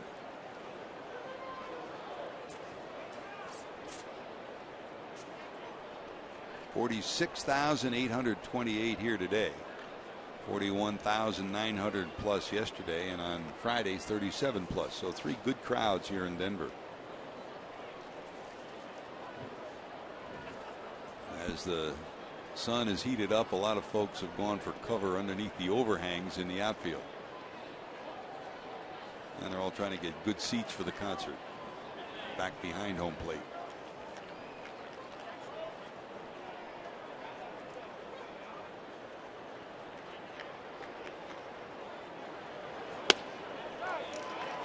Rockies double play depth in the infield. For the Reds, the good part of the scoreboard, Jay Bruce, 3 hits, including that home run we talked about. Suarez has 3 hits. A couple for Barnhart. And a day where they put 14 hits on the board, but have fallen short with the runs. That's a fair ball. Logan late to get there, but they get the out for the second out. A run will score as Pena crosses the plate. A 1-3 is the put out. Pena scores to make it a 17-7 ball game.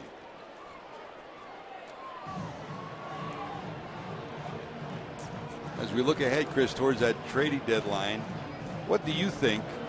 I mean, we've talked about what the Reds might do, but as you look at those contenders, what do you think is the most likely team to make a move heading towards July 31st? I mean, the rumors hit everywhere.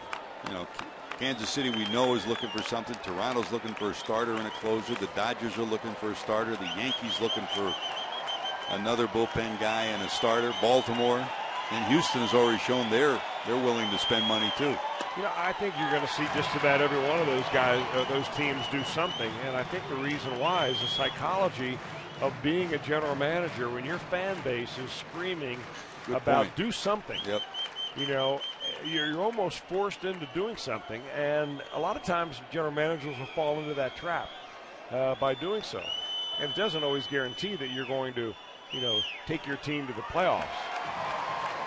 But most of them are going to do something. I mean, for a month and a half now, they've all sent their main scouts out to scour the minor leagues of all these other organizations to see who's got what and what piece may fit just right. And so you've got all these reports. You've assembled all of your advisors. You're going to do something. And I think there'll be a fair amount of dealing, even if it's not major stuff. I don't know if Brian Price or David Price should be traded or Cole Hamels, but I imagine there's going to be a movement of quite a few players by the end of the week. No balls, 2 strikes to Billy Hamilton. That's popped up into short center field. Under it, squeezing it is LeMahieu, and that'll do it. So the Rockies will take the series, winning the series clinching victory on Sunday after the Reds won on Saturday on a day when Nolan Arenado was celebrated with his bobblehead. The Rockies responded with a big offensive show. The offensive stars for Colorado: Ben Paulson, 4 runs batted in a 4-for-5 day. Carlos Gonzalez, second game of the series with 2 home runs, 3 hits and a walk for Cargo. Paulson had the biggest bats at the biggest moments on this day, and Cargo leaves with a smiling side of the scoreboard as well. Final: the Rockies have won this one against the Reds. We'll be back with more after these messages.